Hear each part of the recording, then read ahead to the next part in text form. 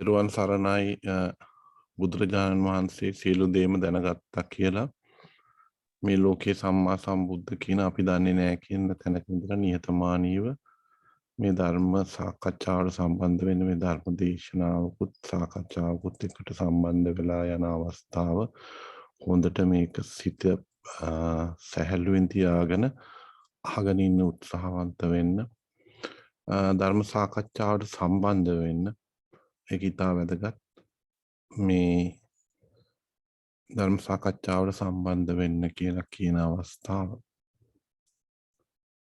මේ හඬපට මාලාව කියන්නේ මම විසින් දේශනා කරන හඬපට මාලාව කිසිම පුද්ගලයෙකුට ගැති වෙලා නැහැ කිසිම පොතකට ගැති වෙලත් නැහැ හැබැයි සූත්‍ර පිටකය අභිධර්ම පිටකය කියන දේ අවශ්‍යද කියන දේ ඒක අවශ්‍යයි. ඒකෙන් තමයි අපිට යම් කිසි දෙයක් බුදුදහම පිළිබඳ දැනගන්න ලැබෙන්නේ. නමුත් ඒකට චෝදනා කළ ඒ කියන්නේ ඒකට කනගාටු වෙන්න එපා. මම දේශනා කරනවා ඔබලා අහනවා. මම දේශනා කරන දේ බාර ගන්න අවශ්‍ය නැහැ. තමන්ම නුවණින් විමර්ශනය කරන්න. තමන්ම නුවණින් විමර්ශනය කරන්න. මං ඉස්සලක වගේ කිසිම පුද්ගලයෙකුට කොච්චර ධර්මචාරී වුණත් කොච්චර වයසට ගිහින් පොත් ලිව්වා වුණත් ත්‍රිපිටක පොත් ලිව්වා වුණත් ඒ අයට ගැති වෙලා නැහැ. ඒක තේරුම් ගන්න ඕනේ මේ ධර්ම සාකච්ඡාව සහ මගේ දහම් හඬපට අහනකොට. ඒ කිසි තැනකට ගැති වෙලා නැහැ. නිදහස් ස්වාධීනව හදවතකට හිතකටමයි මේ ධර්මයේ දේශනා කරන්නේ. ඒක නිසා බොහෝ අය පොත හොයමින් යන ධර්ම ආචාර්යවරු ප්‍රභූවරු පොත් ලියපු අය ත්‍රිපිටක පොත් ලියපු අය ඒ කෙරේ ගැති වෙනකොට තමා මේ දහමින් බැහැර යනවා. නම් වශයෙන් මං වැඩිය කියන්න කැමති නැහැ.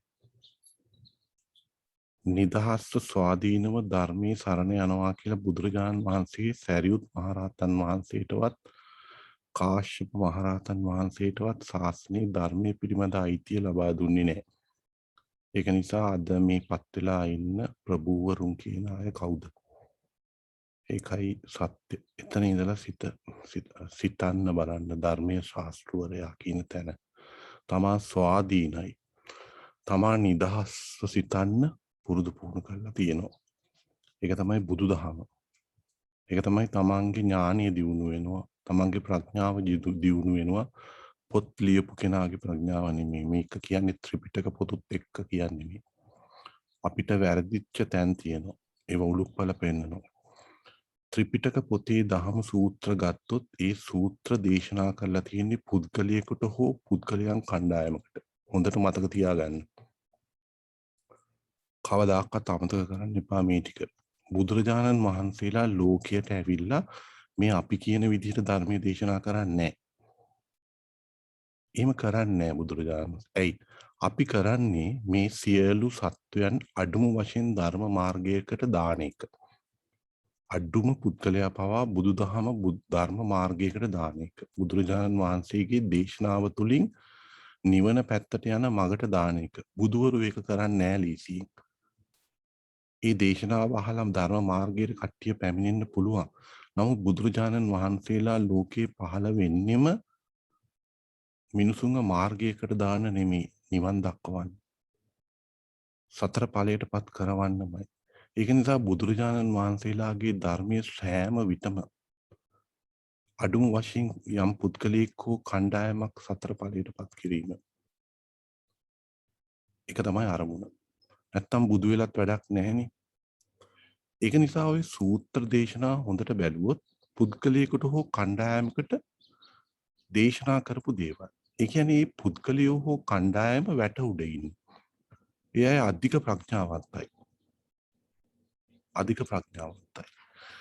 ඒ අය අධික ප්‍රඥාවන්තයි කියන්නේ පොඩි මේ සුලැංගිල්ලෙන් තල්ලු කරපු ගමන් ඒ අයගොල්ලෝ මාර්ගඵල ලබනවා. හිතන්න එපා මේ සෝපාක වගේ අර ඇඳුම් ගලවගෙන ආපු ඇඳුම් නැතුව ආව පටාචාර තිසා ගෞතමීලා අපේ මිනිස්සු අපහාස කරනවා. කොහොමද පටාචාර ඇඳුම් නැතුව ඇවිල්ලා මාර්ගඵල ලැබුවේ? ඒ කියන්නේ මානෙ එතනට දාන්නේ. එතනට දාන්නේ තමා හා ගලපන. තමා හොඳට ඇඳුම් අරගෙන ඉන්නවනේ. උගත් කෙනෙක් වෙන්න පුළුවන්. භෞතික දේවල් හොඳට තියෙන්න පුළුවන්. මිල මුදල් තියෙන්න පුළුවන් කියලා ඒ අවස්ථාවේ ඒ බුද්ධ චරිතයේ එන චරිතවල් තමාට ගලපලා මානිය දාලා කියන කොහොමද ওই ප්‍රශ්නේ වගේ ගොඩාක් අහනවා කට්ටිය කොහොමද සූපාක අර වගේ කෙනෙක් මාර්ගඵල ලැබුවේ කියලා. ඒ අහන ප්‍රශ්නය තුලම මානයක් තියෙනවා. ඒ තමාට ගලපලානේ අහන්නේ. ඕක තමයි මිනිස්සුන්ගේ ස්වභාවය. නමුත් ඒගොල්ලෝ දන්නේ නෑ ඔය සූපාක වගේ පටාචාර තිසාගෞතමී ඒ වගේ අයගේ චරිතවල ඒගොල්ලෝ මේ වැට උඩ ඉන්නේ චූටි ඇඟිල්ලකින් තල්ලු කරපු ගමන් දෘෂ්ටිය ගැලවෙනවා. ගැලවිච්ච ගමන් ඒගොල්ලෝ මාර්ගඵල ලබනවා. බුදුරජාණන් වහන්සේලා ලෝකේ පහළ වෙන්නේ ඒ වගේ අය මාර්ගඵල ලබවන්නේ. ඒක නිසානේ උදේ පාන්දර යන්නේ ගම්නියම් ගම් පසු කරගෙන ඒ ගෙවල් වල මිනිස්සු හිටියේ නැද්ද? පූද්දල තට්ටු කළවත් බණ කියන්න ගියේ නේ. ඒ මොකද බුදුරජාණන් වහන්සේට අරමුණක් තියෙනවා. බුදු වෙන්න අරමුණක් තියෙනවා. වැඩිම අය ඊ타ත්ම අඩු කාලයකදී අඩු ධර්ම දේශනාවක් තුළින් මාර්ගඵල වලටපත් කිරීම. දැන් ඒ කිව්ව පුද්ගලයෙකුට හෝ පුද්ගලයන් කණ්ඩායමකට කිව්ව සූත්‍ර ටිකක් අරගෙන තමයි අපි මේ කරපින්නාගෙන යන්නේ. මම දේශනා කරනවා ඔබ හොඳට හිතලා බලන්න. ඔය සූත්‍ර බලන්න මෙන්න මෙහෙම හිතන්න. කාගෙන් හරි ඇහුවොත් බුදුදහම කොමට බුදුරජාණන් වහන්සේගේ ධර්ම දේශනාව තියෙන්නේ සිතට. එතකොට ওই සූත්‍ර සෑම තැනකම තියෙන්නේ කෑලි වලට දේශනා කරපු සිත පිළිබඳ දහම. කොච්චර සූත්‍ර තියෙනවද? ඒ පුද්ගලයාට සිත ඒ මොහොතේ අවබෝධ වෙන විදිහට ඒ පුද්ගලයෙකුට හෝ පුද්ගලයන් කණ්ඩායමකට දේශනා කරපු දෙයක් තමයි ওই සූත්‍ර පිටකය. කවුරු හරි නෑ කියනවා නම් මට කියන්න නෑ කියලා. මම කියන දේ බොරු නම්. ඔය සම්පූර්ණ සූත්‍ර පිටකය තුළ මුළු බුදුදහමක් නෑ. මම කියනවා නෑ කියලා. ඔබට අවශ්‍ය කරන කොටස උතන නොතිබෙන්න පුළුවන්. උතන නොතිබෙන්න පුළුවන්. බුදුදහම සිතට. එහෙනම් සිතට දෙසුව දහම සංකලනය කරලා එකට එකතු කරලා තියෙන එකම තැන තමයි අපිට ලැබිලා තියෙන අඩුම වශයෙන් තියෙන අභිධර්ම පිටකය. අමාරු වෙන්න පුළුවන්. ඒ වචන දාගන්නේ අමාරු වෙලා තියෙන්නේ. එතකොට එක තැනකින් සිත අවබෝධ කරන්න අපහසුයෙන් හරි තියෙන අපිට ලැබිලා තියෙන ස්වල්ප වශයෙන් ලැබිලා තියෙන අභිධර්ම පිටකය අපි පුළුල් කරගන්න ඕනේ. ඇත්තටම මොකද්ද මේ කියන්නේ කියනදී පුළුල්ව අධ්‍යයනය කරගන්න ඕනේ. පුළුල්ව තේරුම් කරගන්න ඕනේ. තේරුම් කරගන්නවා කියන්නේ තමන්ගේ සිතට. තේරුම් කරගන්නවා කියන්නේ පොතේ තියෙන ඥාන සංප්‍රයුක්ත සිත්. ඒව පාඩම් කරනවා නෙමෙයි. තමන්ගේ සිතට මේ කිව්ව අභිධර්ම පිටකය තමන්ගේ සිත නිවෙනවද? තමන්ගේ සිතේ නිවීම තුළින් ප්‍රඥාව දියුණු වෙනවද? සූත්‍ර පිටකේ කෑලි සූත්‍ර පොඩි දේවල්නේ. එකක් කිව්වට ඔබට පොඩි කොටසක් දශම බිඳුවයි හිතන්නත් බැරි පොඩි කොටසක් තමයි මේ සිත තුළට කාවදින්නේ. ඒ ආකාරයට අපි ධර්ම දේශනා ශ්‍රවණය කරපු නිසා අපිට මාර්ගඵල ඇහිරි ගියා. හැබැයි සමහර අය දක්ෂයි. දැන් ඔය වග්ග එහෙම කිය වෙන් කරලා තිබ්බට බලන්න සමහර සූත්‍ර කොටස් එකම වගේ එකම දේ ඇතුලේ තියෙන දේ එකම දේ එකම වගේ හරි අපහසුයි තේරුම් කරගන්න වෙන් කරලා එකම වගේ මම ඔය එහෙම මේ කොහොමද ඒව කියන්නේ දැන් ඕවා නිකාය කියන්නේ අපි මේ මජ්ක්‍ධිම නිකාය එහෙම කී දීඝ නිකාය කී වෙන් කරලා ඊට පස්සේ විවිධ වර්ග විවිධාකාරයට වෙන් කරත් හොඳට බලන්නේ සූත්‍ර සමහර දේවල් එකම වගේ සූත්‍ර ටික ඒව ඇතුලේ තියෙන. හැබැයි හොඳට කියවගෙන ගියොත් වචනෙන් දෙකෙන් ඊටාත්ම වැදගත් දේවල් එතන තියෙනවා. හැබැයි මේ තියෙන දෙයක් අල්ලගත්තත් මුළු සිත දකින්න බෑ. ඒකයි තියෙන ප්‍රශ්නේ. දැන් එතකොට අර ඇතුලේ තියෙන සූත්‍ර සමහර ඒවා වැඩකට නෑ. ඒ සූත්‍රයක් යම් කිසි කෙනෙක් ධර්ම දේශනාවක් කරොත් ඇත්තටම වැඩක් නැහැ.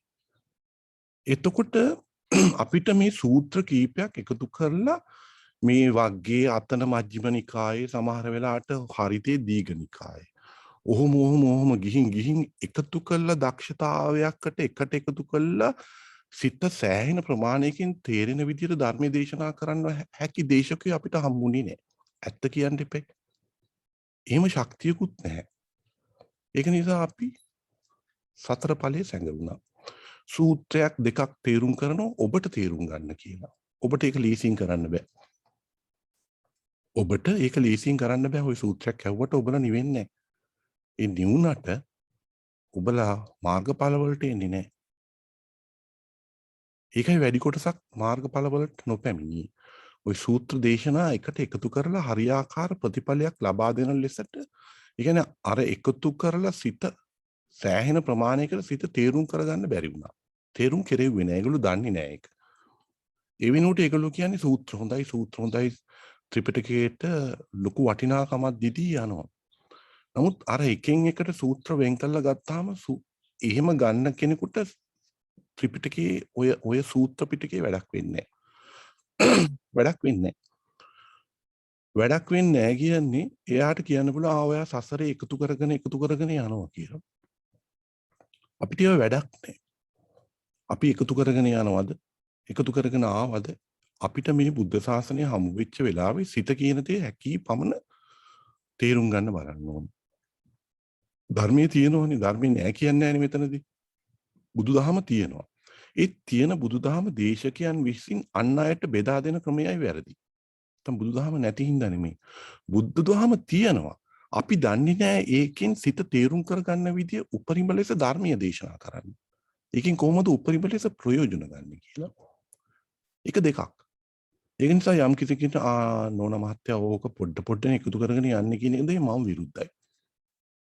මං කියන්නේ මිනිස්සු හැටියට ඉපදෙලා බුද්ධ ශාසනය හමු වෙලා ධර්මයක් හමු වෙලා තියෙනවා. ඒ ධර්මය අපිට එකතු කරගන්න විදිය, අපිට අහගන්න විදිය, එහෙම නැත්නම් අපි දේශනා කරන විදිය දන්නේ නැත්නම් ඒක බුදුරජාණන් වහන්සේගේ වැරද්ද නෙමෙයි. ඒක අපේ වැරද්ද. දේශකයාගේ වැරද්ද. අසන්නගේ වැරද්ද. ධර්මයේ පවතිනවා. බුද්ධ ශාසනයේ පවතිනවා. මං හිතනවා මං කියන දේ තේරෙනවා කියලා. හොඳට හිතන්න මං කියන දේ. ඔබ සූත්‍රය ඇහුවට කතන්දර අහනවා වගේ. ඒ තුලට ගිලා බහිනවා. පුද්ගලික වශයෙන් නමක් මං කියන්න කැමති නෑ. ඔබ දන්නවා මං කියන පුද්ගලයා. අන්‍ය ආගමික කෙනෙක් සින්දු කියලා එහෙම ලස්සන කතන්දර කියනවා. මමත් අහගෙන ඉන්නවා ඒක. ඇත්තටම මුළු ලෝකෙම අමතක කරලා ඒ කතාව ඇහුවොත් ඔබ ඒ කතාවත් එක්ක යනවා. මම නම කියන්න කැමති නෑ. එයා සින්දු කියලා පටන් ගන්න කතාව. අන්‍ය ආගමික කෙනෙක්. සියලුම ලෝකයේ දේවල් අතෑරලා හොඳට ඒ කතාව අහගෙන හිටියොත් ඔබ ඒ කතාවත් එක්ක යනවා. සූත්‍ර කියන්නේත් ওই කතාවක් තමයි. අපේ වයසක ආච්චිලා සීයලා ඔබලත් අහගෙන ඉන්න කතාවක් අහගෙන ඉන්නේ. අපහාස කරනව නෙමෙයි. නැගිටලා ගියාන් පස්සේ කතාව මතකත් නැහැ. ඒ කතාව ගැඹුරුයිනි සිතට. සිතට ගලප ගන්න අපහසුයි. සූත්‍රයක් දීලා කතාවක් ස්ලීපි ටයිම් ස්ටෝරීස් කියන්නේ වගේ අපි අර කුඩා ළමයිට දෙන්නේ ස්ලීපි ටයිම් ස්ටෝරි එකක්. මේ කියන දේශනාවට ගැටෙන අය වැඩි. ඒ මොකද ඒ සම්මතයට කොටු වෙලා. ගිහි පැවිදි දෙපාර්ශ්වයෙන්ම මේ දේශනාවට ගැටෙනවා. මේ දේශනාවට ගැටෙනවා. ඇයි ඒ සම්මතය? සම්මතයත් එක්ක ඔක්කොම යනවා නම් ඒ අය මාර්ගඵල ලබන්නේ නැහැ. එහෙනම් ඔක්කොම ලබනවා. සම්මතයට කොටු වෙච්ච අය වැඩිපුර මාර්ගඵල ලබනවා. ඔබ යවටත් ඉන්නවා. ඇයි ඒ අඩු? සම්මතය තුල කොටු වෙන තාක්කල් ඔබ සත්‍ය දකින්නේ. සම්මතයට යන ගමනේ වැරද්දක් තියෙනවා. දහමේ වැරද්දක් නෙමෙයි. අපි දහම එකතු කරගෙන දේශනා කරන ක්‍රමයේ වැරද්දක් තියෙනවා. අපි අහන්න කැමති වෙලා තියෙන විදිහේ වැරද්දක් තියෙනවා. අපි කැමති ස්ලීප් ටයිම් ස්ටෝරීස් අහන්න. එතකොට අපි ඉල්ලුම අනුව සැපයුම දේශකයා දෙනවා. ඉල්ලුම අනුව සැපයුම දේශකයා දෙනවා. දේශකයා දන්නවා මිනිස්සු කැමති සූත්‍රයක් අහලා හිමින් සැරේ නැගිටලා යන්න. ඒ වෙලාවේ සිතේ සතුටක් තියෙනවද? බුද්ධ දේශනාවනේ සතුටක් තියෙනවා. නෑ කියන්නේ නෑ. නමුත් එහෙම ඇහුවට කීයෙන් කී දෙනෙකුට මේක ගලපගෙන එකතු කරගෙන ධාරණය කරගෙන සිහිය තියාගෙන මේ සිත දකින්න පුළුවන්ද? අන්න ඒකයි තියෙන ප්‍රශ්න. සමහරකට පුළුවන්. මට එහෙම වාසනාවක් තිබ්බා. සූත්‍ර 10ක් 12ක් තීරිනකොට මට ගලප ගන්න පුළුවන් වුණා ඇත්තම කියන්නේ. මේ මොකද්ද සිතේ තියෙන කෝ එක කියලා. මොකද්ද මේකෙන් ගන්න හරය? ඒක පුළුවන්. ඥානවන්ත නම් පුළුවන්. බොහෝ අයට ඒක තේරෙන්නේ. තේරුම් කරෝලා දෙන්න ඕනේ. ඒකටයි සුතමේ ඥානය කියන්නේ ඒක. ඒක ඥානෙ ලබා දෙන්න ඕනේ. ධර්මය අහන කෙනාට ඒක ලබා දෙන්න. අද බොහෝ අපහසුයි යෝකට. දැන් මෙතන මේ දහම අහන අයත් මගෙත් එක්ක ගැටෙන බව මම දන්නවා. ඔබලා එහෙම ගැටෙන තාක්කල් මේ මම කියන දේ දකින්න බෑ ඔබලට. ඔබලට දකින්න බෑ. තේරුම් ගන්න බෑ. ගැටෙන තාක්කල් මේ පැත්තටයි සිත බර. ඒ නිසා මම කියන සුතමේ ඥානෙ එන්නේ නෑ ඔබලට. ඇත්ත කියන්න ඕනි මම. බොහොම ස්වල්ප දෙනෙකුට තමයි මේ සූත්‍ර ටික එකතු කරලා දේශනාවක් දේශනා කරන්න පුළුවන්. එහෙම කෙනෙක් නම් මට නම් ඇහුනේ නෑ. මෑත භාගේ දැන් පොඩ වෙනස් වෙනවා. ඒ කියන්නේ මේ දහම් අහලා දේශකයොත් වෙනස් වෙනවා. බොරු කියන්න ඕනේ නෑනේ අපි හොඳට අහගෙන ඉන්නේ. දැන් සූත්‍ර එකින් එකට ජම්ප් කර එකතු කරලා කියනවා. දේශනා කරනවා. එහෙම කරේ නෑ ඉස්සරහ. ඒකයි අපිට වැරදුනේ. එතකොට දේශකයාටත් ඒක තීරුණේ නෑ. අසන්නාගේ ඉල්ලුම අනුවත් ඒගොල්ලෝ කැමතිත් ඔය වගේ ස්ලීපි ටයිම් ස්ටෝරීස් අහන්න. එකතු කරලා දුන්නා නම් දෙකක් තුනක් හතරක් පහක් පොඩ එකතු කිරීම වැඩි වෙනකොට සිත පිළිබඳ අවබෝධය වැඩි වෙනවා. අවබෝධය වැඩි වෙනකොට එයාට සිතීමේ ශක්තිය, ධාරණ ශක්තිය වැඩි වෙනවා. ඒකට වයස ભેදයක් නැහැ. අපි හැමදාම එක එක සූත්‍ර දේශනා කරාම ඒගොල්ලෝගේ සිතට පහසුයි. නුවණින් විමර්ශනය කරන්න පෙළඹෙන්නේ නැහැ. ගලප ගන්න තම සිත ගලප ගන්න උත්සාහවන්ත වෙන්නේ නැහැ. ඒක අහලා හරි ෂෝක් බන පහසුයි. හොඳට තේරෙනවා කියන තැන මුලාවක් තියෙනවා. පහසු නැහැ. සිත තේරුම් ගන්න එක පහසු නැහැ. සිත තේරුම් ගන්න එක පහසු නෑ. ඔය ස්ලීපි ටයිම් ස්ටෝරීස් වගේ. මොලේ කඩාගෙන හොයන්න ඕනේ. මොකද්ද මේ කියන්නේ කියලා. ඒක නිසා පහසුයි, හරි ලස්සනයි, හරි ෂෝක් බණ කියන තැන මුලාව තියෙන්නේ. හරියටම සිත දකින්න යන කෙනෙක් ඔය පහසුමයි කියලා ඔක කියන්නේ අපහසුත් නෑ. හරියාකාර දහමට යොමු වුණොත් හරියාකාර සූත්‍ර කීපයක් 3ක් 4ක් 5ක් 10ක් 15ක් 20ක් ඇයි මෙතන කියන සූත්‍රයේ තියෙන ගැටලු වලට උත්තරේ තියෙන්නේ වෙන තැනක. මජ්ක්‍ධිම නිකායේ තියෙන දේ දීඝ නිකායේ තැනක තියෙන්නේ උත්තරේ. ඒකයි හරි දීඝ නිකායේ තියෙන එකක මජ්ක්‍ධිම නිකායේ තියෙන්නේ. අනිත් පැත්තට ධර්මයේ සිත විසිරීලා තියෙන්නේ ඇත්තටම. විසිරිච්ච සිතක් එකතු කරලා අභිධර්ම පිටකය වගේ තැනකට එකට එකතු කරලා සිත විස්තර කරනවා. කොහොමද ඒක වෙන්නේ? කොහොමද ඒක වෙන්නේ? ඇයි බුද්ධ දේශනාව බුදුරජාණන් වහන්සේ අභිධර්ම පිටකයේ දෙවියන්ට දේශනා කළේ? ඇයි? ඒ තුල සංගවුරු දෙයක් තියෙනවා. ගැඹුරු දෙයක් තියෙනවා. වැඩි මේ සූත්‍ර පිටකය වගේ දීර්ඝ ලෙස විස්තර කරන්න අවශ්‍ය වෙන්නේ නැහැ. ගැඹුරු. හැබැයි අපහසුයි. තේරුම් ගන්න. ඔබට පෙන්නනවා ස්ට්‍රක්චරල් ස්වරූපයකින්. ඒ කියන්නේ ඔබට රූප ස්වරූපකින් පෙන්නනවා. ඇත්තටම මම උදාහරණයක් හැටියට කිව්වොත් විද්‍යාව කරපු අය ඉන්නවනේ. බොහෝ අය ඉන්නවා. අර අණුවක මෙහෙම අණුවක් කියලානේ තියෙන්නේ එක. අපි දකිනවා විද්‍යාවේ රසායන විද්‍යාවේදී අණුවක් කියලා එකක් තියෙනවා. ඒකට අර උඩින් කං වගේ තියෙන ඒ වලට ලින්ක්ස් වගේ තියෙනවනේ. ඔය මැද තියෙන රවුම තමයි ඇත්තටම සිත. ඒ සිත තුළ අර අණුවක් වගේ බාහිරින් සම්බන්ධ වෙලා තියෙන ටික තමයි සිත හටගන්න හේතු. සිත හටගන්න හේතු. ඒවා විවිධ ස්වරූප වලින් තේරුම් කරනවා. කර්මය නිසා කියලා කියනවා. ආහාර නිසා කියනවා. අරමුණක් නිසා කියලා කියනවා. හේතු නිසා කියලා කියනවා. ඒ අරමුණු හේතු කර්මය කියන්නේ යම්කිසි විස්තර කිරීමක්. ඒ විස්තර කිරීම නිසා සමහර දේවල් මේ සිත ඇතුලේ සිතුවිලි හැටියටත් තියෙනවා. හැබැයි ඒක විස්තර කිරීමක්. ඒ කියන්නේ අර රසායන විද්‍යාවේ පෙන්නපු අණුවකට බාහිරව සම්බන්ධ වෙලා තියෙන්නේ. අර නූල් කෑලි වගේ. ඒවයි හැම නූල් කෑල්ලකම යම් කිසි විස්තර කිරීමක් කරන්නේ. සිත සිත කොහොමද හටගන්නේ කියලා. පටලව ගන්න අරක. ඒ විස්තර කිරීම තුල සිතට කොහොමද සිතක් පවතින්නේ, සිතක ශක්තිය කොහොමද, සිත නැති වෙන්නේ කොහොමද කියන දේ විස්තර කිරීමක් ඒක. කර්මය. එතකොට අරමුණ කියන්නේ හේතුව කියන්නේ මොකක්ද? ආනන්තර්ය කියන්නේ මොකක්ද? සමානන්තර්ය කියන්නේ මොකක්ද? අත්ති කියන්නේ මොකක්ද? නත්ති කියන්නේ මොකක්ද? විගත කියන්නේ මොකක්ද? අඤ්ඤමඤ්ඤ කියන්නේ මොකක්ද? ආහාර කියන්නේ මොකක්ද? විපාක කියන්නේ මොකක්ද? කියන්නේ විස්තර කිරීමක් කරන්නේ. සිත පිළිබඳ විස්තර කිරීමක්. යමෙක් මේ විස්තර කිරීම හරියට ග්‍රහණය කරගන්නවා. හොඳට බලලා හොඳට තේරුම් කරගෙන එකට එකක් සම්බන්ධ කරලා ග්‍රහණය කරගන්න යනකොට ඒ විස්තර කිරීම තුල සිතේ චෛතසිකවලට සම්බන්ධයකුත් තියෙනවා. සමහර ඒවා චෛතසිකවලට සම්බන්ධයක් නැහැ. හැමදීම. හැමදීම චෛතසිකවලට සම්බන්ධයක් නැහැ. ටික තැනකින් නැවැත්තුවේ. ඒ කියන්නේ ලොකු පින්තූරයක් දුන්නේ. ඔය ලොකු පින්තූරයක් ඔය ප්‍රත්‍ය පිළිබඳ ප්‍රත්‍ය කියන්නේ නිසා කියන දේ. නිසා සිත හට ගන්නවා. නිසා හොයන්න ගියොත් සිතට මේ දාලා එහෙම නෙමෙයි කියන්නේ. නිසා කියන්නේ විස්තර කිරීමක්. ඒ විස්තර කිරීම තුල සිත ඇතුලේ දැන් අපි කියමු.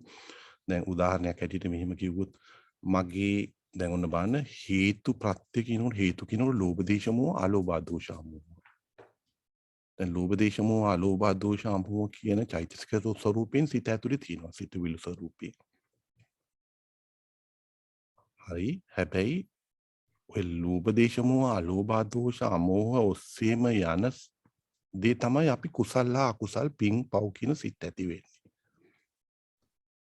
එතකොට එතන අවස්ථාවේදී හේතුප්‍රත්‍ය කියලා ගන්නකොට චෛතසික ඒ හේතුප්‍රත්‍ය විස්තර කිරීම චෛතසික ස්වરૂපෙන් සිත ඇතුලේ සම්බන්ධයක් තියෙනවා.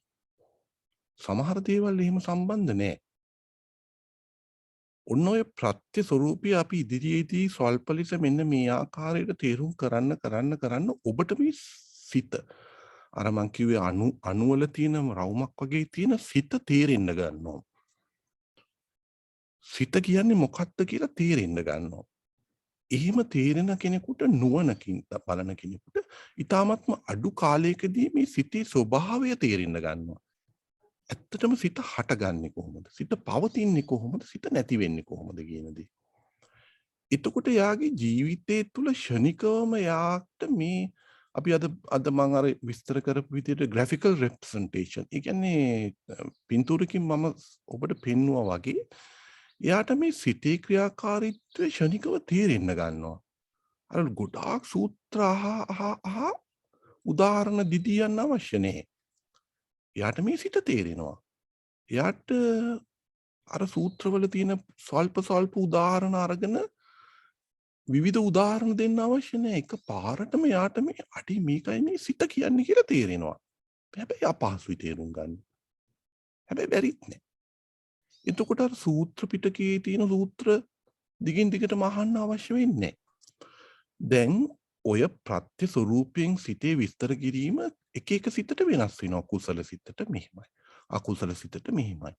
ක්‍රියා සිතකට මෙහිමයි.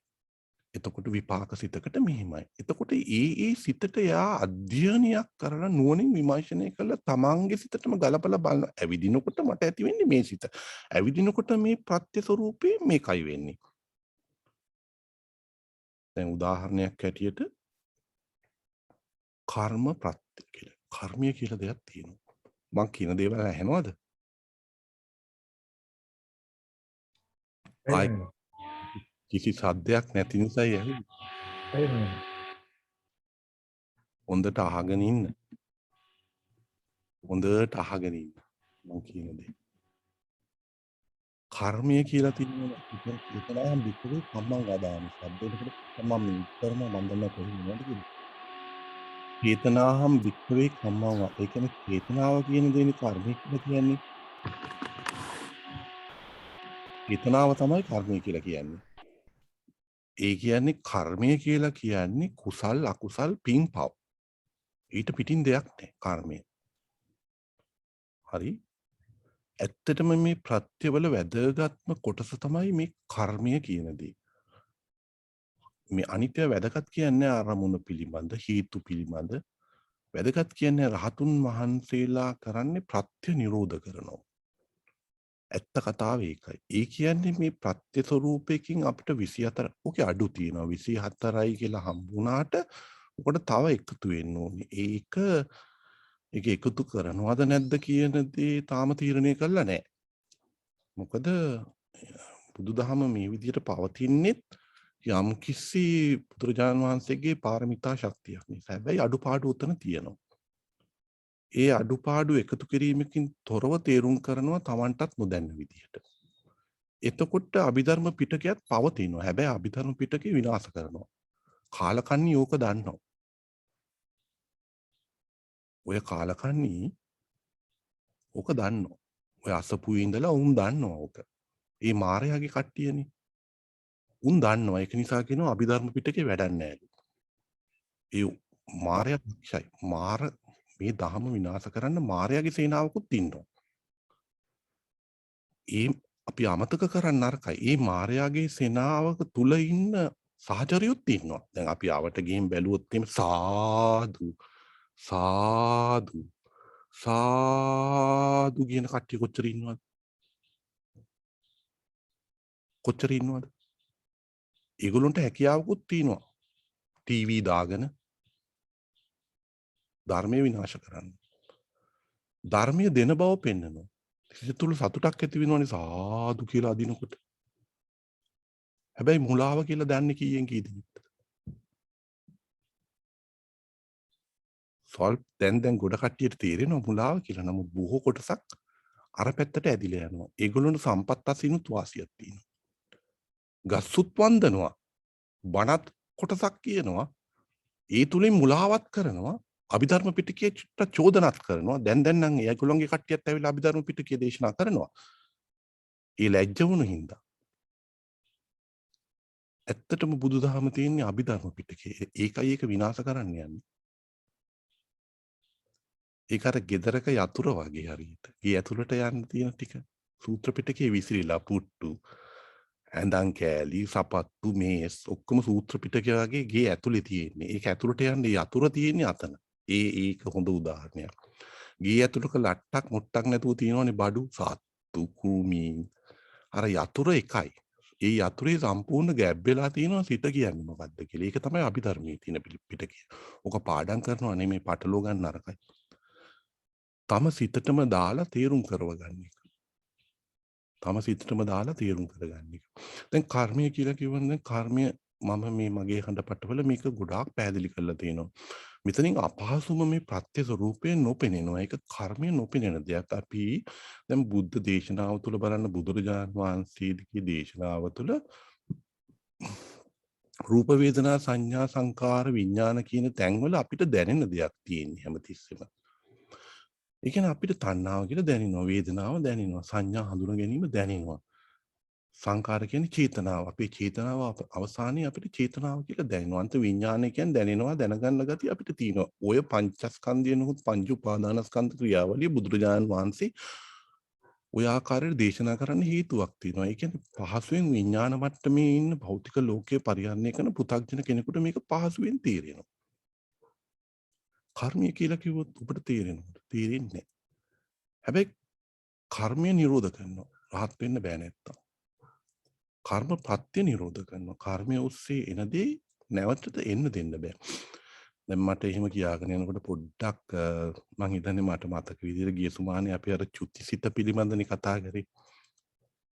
චුතිසිත පිළිබඳ කතා කරනකොට කවුරු හරි මේ ඇතුලේ ඉන්න කෙනෙක් රහතුන් වහන්සේ කියන ප්‍රශ්නේ ආවා. හැබැයි මං ඒ විස්තර කිරීම මට මතක විදිහට වැරදි විදිහට කරේ කියලා මට හිතුණා. ඒ කෙනා රහතුන් වහන්සේගේ චුතිසිත කියලා ඇහුවද කියන දේ මට හරියට ගලප ගන්න බැරි වුණා වෙන්න පුළුවන්. නමුත් මං යම් කිසි විදියකින් චුතිසිත පිළිබඳ මොකද ඒ රහත් ඒක ස්ථිර වශයෙන් මෙහෙම ප්‍රශ්නයක් ඇහුවේ නෑ රහතුන් වහන්සේගේ චුතිසිත කියලා. අපි චුතිසිත ගැන කතා කරනකොට රහතුන් වහන්සේ චුතිසිත ඒ කියන්නේ අවසානයේ අපේ සිත මං කිව්වේ අර වින්දනයක් ලබනවනේ. ඒ කියන්නේ අවසාන මනසට එන අරමුණු ලබලා වින්දනයක් ලබන. ওই වින්දනය ලබන තැන ඒ කියන්නේ අපි කියමු ජවන සිත් කියලා දැඩිව අල්ලගස්ස චේතනා සහිත සිත් දුර්වල වෙවි 1 2 3 4 කොයි හැරි තැනකදී ඒ සිත් වලට තවදුරටත් ජවනයක් කරගන්න බැරි වෙනවා. ඒ සිත් වලට අපි කියන්නේ ජවන සිත් කියලා. දැන් ජවන කියන්නේ ඒ සිත් වලට ශක්තියක් තියෙනවා. පළවෙනි සිත, දෙවෙනි සිත, තුන්වෙනි සිත ওই ජවන ශක්තිය තුනී වෙවි යනවා. එතකොට ජවන ශක්තිය කියනකොට සිතක්නේ. දැන් ඊතර සිතට කොහොමද ජවන ශක්තිය? ওই ජවන ශක්තිය ඇති වෙන විදිය අර ප්‍රත්‍ය ස්වරූපයෙන් තේරුම් ගන්න පුළුවන්. ඒ කියන්නේ අරමුණට දැඩිව ඇලිලා යන ගතියක් තියෙනවා. ඒකට අපි සාමාන්‍යයෙන් කියනවා ආරම්මන අධිපති කියලා. ඔය ප්‍රත්‍ය අපි ඒවා හිමින් තේරුම් කරගමු. එතකොට ආරම්මන ප්‍රත්‍ය ස්වරූප ආරම්මන අධිපති. ඒ කියන්නේ අරමුණ කෙරෙහි දැඩිව ඇලීන ස්වභාවය. දැන් අරමුණට කෙරෙහි දැඩිව ඇලීන ස්වභාවය දුර්වල වෙවි යනවා. කොහෙන්ද ඇත්තටම තම අරමුණ ආවේ කියලා බැලුවොත් මනසට ආපු විපාක වෙච්ච දෙයක් තමයි චුතියේදී එන්නේ. ඒක ජවන කරගෙන අරමුණ දැඩිව යන ගතිය ලිහිල් වෙවි කියන ඔන්න අවසාන ජවන සිත ඇති වෙනවා. ඇතිවෙච්ච ගමන් මේ පොදුවේ අපි සාමාන්‍ය කරන්නේ වින්දනය වීමක් කරන්නේ. දැන් ওই වින්දනය වීම තුළට අපි කියනවා විපාක සිත් කියලා. ඒකට තමයි තදාලම්බන සිත් කියන්නේ. නමුත් ධර්මයේ බොහෝ අය ඒ කියන්නේ තදාලම්බන සිතක් දක්වා තල්ලු වෙන්නේ නැහැ කියලා කියනවා. ඒක වැරදි. ඒක වැරදි. තදාලම්බන සිතක් දක්වා වින්දනයක් ලබනවා. ඒක අපි ස්වභාවික දෙයක්. ජවන සිත් 7ක්ම අවශ්‍ය වෙන්නේ නැහැ තදාලම්බන ස්වරූපයෙන් වින්දනයක් ලබන්න. අපි දිනදා ජීවිතයේ ඒකයි කරන්න. අපි හිතමු දැන් සිතකට අරමුණක් ආව රූපයක් පෙනුණා කියලා රූපය කඩා වැටිච්ච ගමන් අපි ජවන සිත් 7ක්ම යන්නේ නැහැ. රූපය අපෙන් කඩා වැටිච්ච ගමන් මගදී නැවතිනවා. හැබැයි අපි වින්දනයක් ලබනවා. ප්‍රබල වූ වින්දනයක් නොවෙන්න පුළුවන්. අර වෙඩි තියලා අප්පුටි ගහලා දඟලනවා වගේ. දැන් එහෙම නොවෙන්න පුළුවන්. දැන් සාමාන්‍ය ජීවිතේ ජවන සිත් 7ක්ම යන්න අවශ්‍ය නැහැ. රූපය කඩා වැටුනොත් මගදී නැවතිලා ගින් තදාලම්බන සිත් ඇති වෙනවා. දෙකක් ඇති වෙනවා. එකක් හරි ඇති වෙනවා.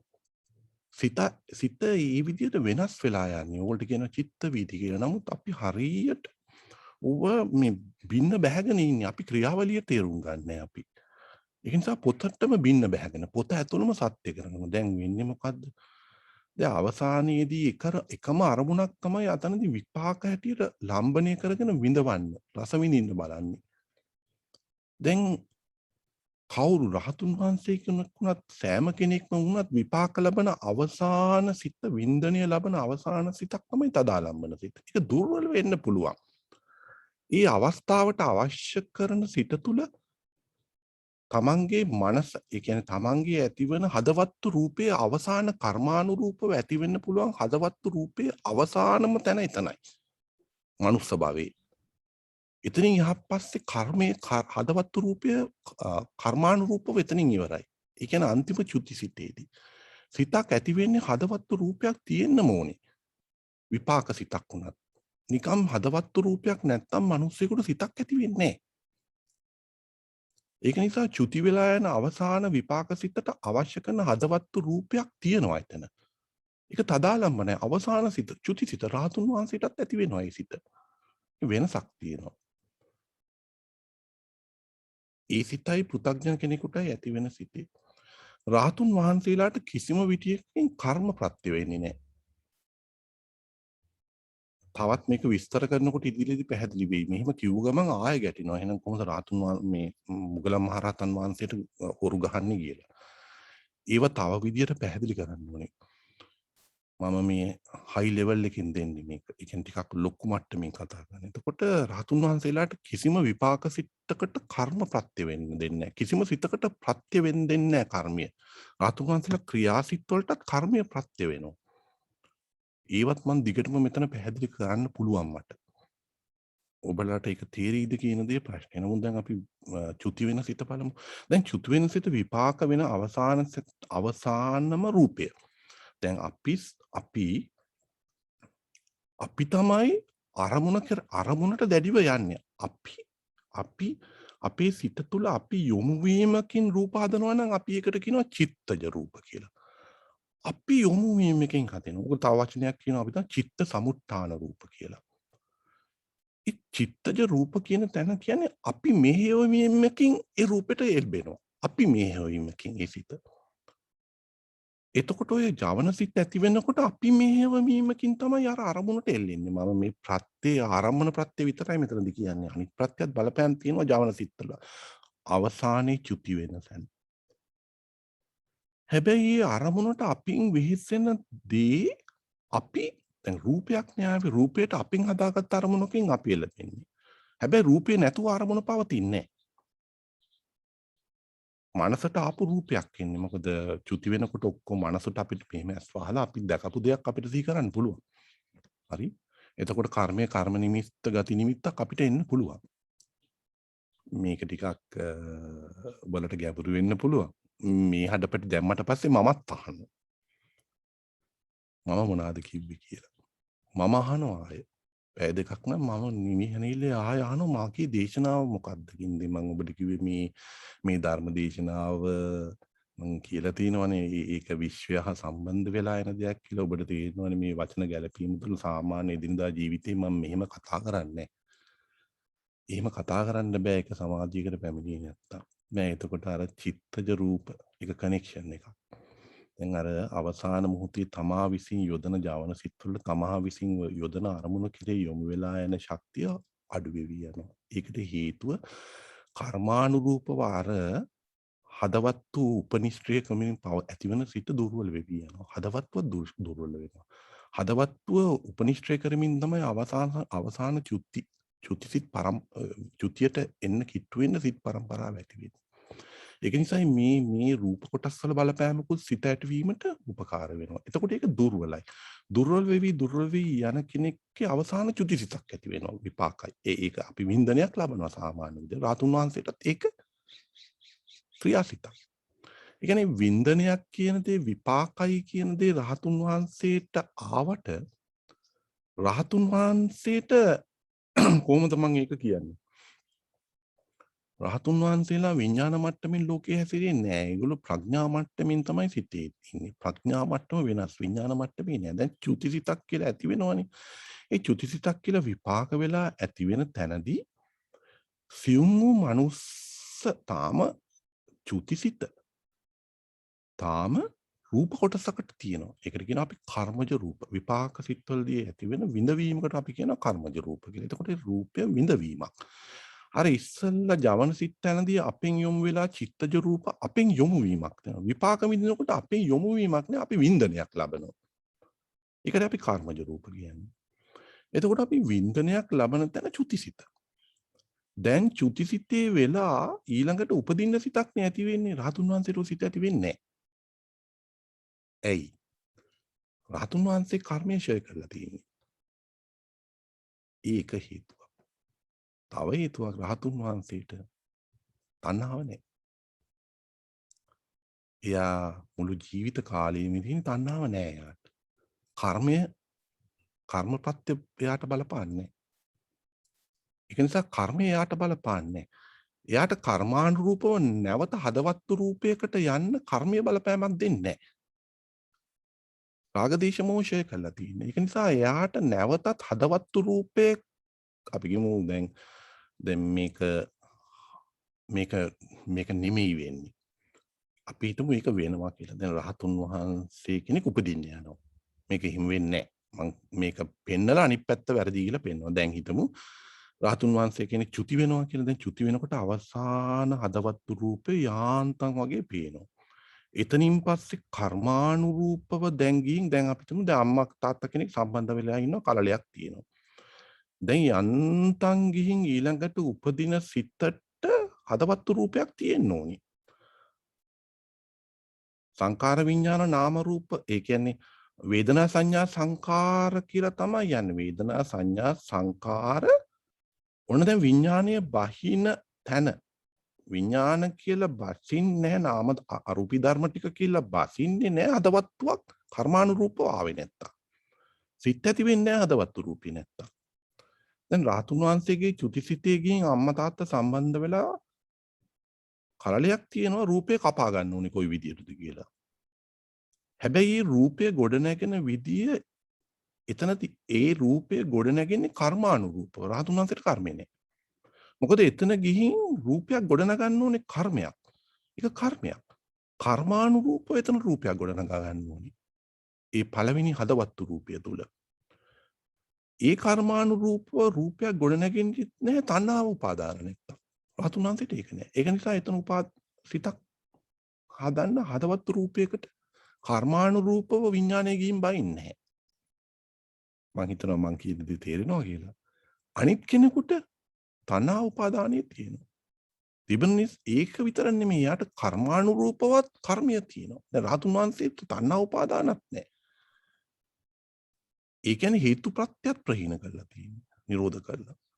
කර්ම ප්‍රත්‍යත් නිරෝධ කරලා ඉන්නේ රහතුන් වහන්සේ. වෙනස තේරෙනවා. ඇත්තම ප්‍රත්‍ය නිරෝධය තමයි රහත් වෙනවා කියන්නේ. අර ප්‍රත්‍ය 24 නිරෝධය. ඒක තවදුරටත් පැහැදිලි කරන්න ඕනේ සමහර දේවල් පවතිනවා. ඒවා අපි ඉදිරියේදී සාකච්ඡා කරමු. මේ හඩපටිය මේ කොටස හරි හොඳට තේරුම් ගන්න. මේවා ඉදිරියේදී උපකාර වෙනවා. ඒකෝ රාතුන් වහන්සේට තණ්හා උපාදාන නැහැ. රාග දේශ මොහය කරනවා කියන්නේත් ඒකයි. කර්මයේ ප්‍රත්‍ය වෙන්නේ නැහැ. ඒක නිසා මව් කුසකට ගිහින් තව තැනකට ගිහින් රූප කොටසකින් හදවත්තු රූපයක් ගොඩනගා ගන්න. ඒක නිසා රාතුන් වහන්සේ කෙනෙක් නැවත උපදින්නේ නැහැ. අනිත් කෙනෙකුට ඔගේ අනිත් පැත්ත. එතකොට යාට උත්පාද සිත කර්මානුරූපව ඇතිවන විපාක සිත තුළ යාන්තම් වූ සියුම් වූ හදවත්තු රූපයකට කර්මජ රූපයක් ගොඩ නැගෙනවා. ඒකට අපි කියනවා උත්පාද සිත කියලා. දැන් මේ තව වැරදි තැනක් තියෙනවා ධර්මයේ. ඔක අපි ධර්ම පිටකේ සමහර අය දේශනා කරනවා. ඒක වැරදි. ද්විපංච විඥාන කියලා જાතියක් තියෙනවා. ද්විපංච කියන්නේ අසකන දිවනාසී ශාරීරියට එන රූප දෙආකාරයකින් ඇති වෙනවා. විඥානේ දෙආකාරයකින්. එකක් කුසලයේ පැත්තින් එනවා, එකක් අකුසලයේ පැත්තින්. ඇහැට දෙකක් එනවා. දෙක පහින් වැඩි කරාම 10යි. ඒකට අපි ද්විපංච. ඒ කියන්නේ 5 වගේ දෙගුණයක් එනකොට 10යි. ද්විපංච විඥාන වලට කර්ම රූප නැහැ කියලා. කිසිම සිතක් හටගන්නේ නැහැ අරමුණක් නැතුව. ඒ සිත් විපාක සිත් තුනාට විඥාන මට්ටමින් එන සිත් බුදුවරුන්ට පවා ඒ සිත ඇති වෙනවා. සියුම් වෙන්න පුළුවන්, ශක්තිමත් නොවෙන්න පුළුවන්. සිතක් ඇති වෙන්නේ නැහැ කියන්නේ ක්‍රියාවලිය කොහොමද දැන් අපි ඇහක් කියලා දකින්නේ ඇහැට ගහක් පේනවනේ. ඇහැට ගහ පේනකොට ගහේ අපි ඔක්කොටම ගහ පේනවා. ඒ ඔක්කොටම ගහ පේන තැන තුල අපිට විඥාන මට්ටමින් කතා කරන්න ඉස්සෙල්ලා. ඒක තමයි විඥාන ආහාරය කියලා කියන්නේ තෝකම තමයි. ඇයි බාහිර රූපයයි චක්කු විඥානය එකතු වුනහම කියලා කතාව කියන්නේ ওই විපාක ඇති වෙන තැන. ඒ සියුම් වූ රූප ස්වභාවයක් තියෙනවා. හැබැයි ඒ සියුම් වූ රූප ස්වභාවයකට සිතක් කියලා කියනවා. විපාක සිතක් කියනවා නම් අදවත්තු රූපයක් තියෙනවා. අදවත්තු රූපයක් තියෙනවා. එහෙනම් පුද්ගලයෙක් ඉන්නවා මේ විපාක වූ සිත විපාක ලබන්නේ. ඒකට සිතක් හටගන්නේ නැහැ අරමුණක් නැතුව. එහෙනම් අපිට ඒක කියන්න බෑ රූප නැහැ අරමුණු නැහැ එහෙම කියන්න බෑ. එතකොට එතන බොරු. ඒතකොට දිවිපංච විඥානය කියන තැන සියුම් වූ රූප කොටසක් තියෙනවා. අපි ඔක්කොට මේක ඇති වෙනවා. රහතුන් වහන්සේටත් ඇති වෙනවා. බුදුරජාණන් වහන්සේටත් ඒක ඇති වෙනවා. ඊට පස්සේ ඒ ඇහැට වදින රූපය මනස ඔස්සේ ගිහින් මන ධාතු ඔස්සේ ගිහින් එහෙම ගිහින් ඇති වෙන ක්‍රියාවලියකදී තමන්ගේ කරගන්න එක වෙනම කතාවක්. එතනදී ඇති වෙන විපාකසිත. ඒක වෙනම කතාවක්. තමන් ඒකට සෙල්ලම් කරන විදිය කර්මානුරූපවයි ඒක වෙන්නේ. අර ටිකට කර්මානුරූපව වෙන්නේ නැහැ. කියන්නේ මෙහෙමයි. ඒක බාහිර රූපය ඇතුළට දාගත්තාම අභ්‍යන්තර රූපය වෙනවා තමයි. අන්න එතකොට අභ්‍යන්තර රූපය තමන්ගේ වෙනවා. ආධ්‍යාත්මික රූපය. එතකොට කර්ම ප්‍රත්‍ය වෙනවා. දෙආකාරකින් කර්ම ප්‍රත්‍ය වෙනවා කියලා මම දේශනා කළා තියෙනවා, පෙන්නලා තියෙනවා. කර්මය දැන් අපි චේතනාව ඇති වෙන අවස්ථාවේදී කර්මය මේ චේතනාව ඇති කරන්න කර්මයේ හුරුවක් හැටියට එනවා. චේතනාව ඇති කරන කර්මයේ හුරුවක් හැටියට එනවා. සත්‍ය ස්වરૂපයෙන් එන්නේ වර්ධ ගන්න එපා. චේතනාව නිසා කර්මයක් ඇති වෙනවා. කුසල අකුසල විපාක කරනකොට චේතනාව කරනවා. අපි චේතනාව නිසා කර්ම ශක්තිය ගණනය කරනවා. අනාගතයේ විපාකයක් හැටියට ශක්තිය ගණනය කරනවා. හැබැයි මේ කර්මයේ චේතනාව කරන අවස්ථාව චේතනාව කරවන්න කර්මයේ ප්‍රත්‍ය වෙනවා. ඒකාකාරයක් කර්මය ප්‍රත්‍ය වෙනවා. ඒ කර්මය ප්‍රත්‍ය වෙන්නේ ඒ අවස්ථාවේදී කුසල අකුසල පින්පව් වලට කර්මය ප්‍රත්‍ය වෙනවා. ඒ ඒකාකාරයක්. ඊට පස්සේ චේතනාව ඇතිවෙච්ච අවස්ථාවේදී කරන ලද කර්මයකට විපාකයක් හැටියට ඒ කියන්නේ ඒ කර්මයේ තව තැනකදී ක්‍රියාසිතක් විපාකසිතක් අනාගතේ ඒ අවස්ථාවේ නෙමේ ඒ සිතත් ඒ සිත් පරම්පරාවෙන් වෙන්න අවශ්‍ය නැහැ අනාගතේ විපාක ක්‍රියා කුසල අකුසලයක් වෙන අවස්ථාවේදී නානාක්ෂණික කියලා කියන්නේ ඒකයි මේ අවස්ථාවේදී ඇතිවෙච්ච චේතනාවට යම්කිසි අවස්ථාවකදී අනාගතයේදී කුසලයක් ක්‍රියාසිතක් විපාක සිතකදී ප්‍රත්‍ය ස්වරූපයෙන් ඒ සිතට බලපෑමක් ඇති කරන්න පුළුවන් වරදවා ගන්න එපා ප්‍රත්‍ය ස්වරූපයෙන් කියන්නේ නැවතත් අර විද්‍යාත්මකව මම පැහැදිලි කරා අර එළියෙන් තියෙන අණ්ඩක් වගේ ප්‍රත්‍ය ස්වරූපයෙන් ඒ සිතට බලපෑමක් කරන්න පුළුවන් ඒ සිත චේතනාවක් ඇති කරන කර්ම සිතක් නොවෙන්න පුළුවන් ක්‍රියාසිතක් වෙන්න පුළුවන් මම උදාහරණයක් දෙන්නම් ඒකට ඔබ මිනිහෙක් මරනවා මේ මොහොතේ චේතනාවෙන් මිනිහෙක් මරනවා ඒ මරපු චේතනාවට කර්ම ප්‍රත්‍ය දෙආකාරයෙන් දෙවෙනි ආකාරයට ඔබ ක්‍රියාසිතක් කරන්න යන අවස්ථාවේදී දිව්‍යෙක් කියලා කියනවා දිව්‍ය මිනිහෙක් මරුවා කියලා කියන්නේ. එහෙම අදහසක් යාට එනවා. හැබැයි ඒක ක්‍රියාසිතක්. හැබැයි අපි සිතකදී මරනවා කියලා කිව්වට ක්‍රියාසිතක් ඇතුලේ ප්‍රත්‍ය ස්වරූපයෙන් එනවා. දැන් කොහොමද රහතුන් වහන්සේගේ ක්‍රියාසිතයි අපේ ක්‍රියාසිතේ වෙනසක්. පැහැදිලි වෙනසක් තියෙනවා. අපිට ක්‍රියාසිත තුළ ප්‍රත්‍ය ස්වරූපයෙන් කර්මය සකස් වෙනවා. ප්‍රත්‍ය ස්වරූපයෙන්. අපි අහගෙන තියෙන චේතනාම්බික්කවේ කර්මම් වදාන එක වැරදි නෑ. කර්මය ප්‍රත්‍ය ස්වරූපයෙන් කියන්නේ නමුත් අපි ක්‍රියාසිතක් කරනකොට එළියෙන් කර්මය සකස් වෙනවා අපිට. ප්‍රත්‍ය ස්වරූපයෙන් දෙවෙනි ආකාර නානාක්ෂණික ස්වරූපයෙන්. මොකද මූලික චේතනාවට ප්‍රත්‍ය වෙන්නේ අර මූලික අවස්ථාවේදී විතරයි. මම ඒකටත් උදාහරණයක් දෙන්නම් කොහොමද ඒක වෙන්නේ කියලා. දැන් කර්මය ක්‍රියාසිත ස්වරූපයෙන් ප්‍රත්‍ය වෙලාගෙන දෙවියෝ කිව් විදිහට මරපන් කියලා කියපන් කියලා කියනවා. ඒක හරියටම කනෙක්ට් වෙනවා අර මිනිහා මරපු එකට. අතීතේ මරපු මිනිහාට දැන් ඉන්නේ නානාක්ෂණිකව කර්මය අර ක්‍රියාසිතට ප්‍රත්‍ය වෙනවා. දෙවියෙක් මරුවා කියලා කියන විදිහට. එයාට හිතනවා ඒ ක්‍රියාවට එන්නේ දෙවියෙක් මරුවා කියලා.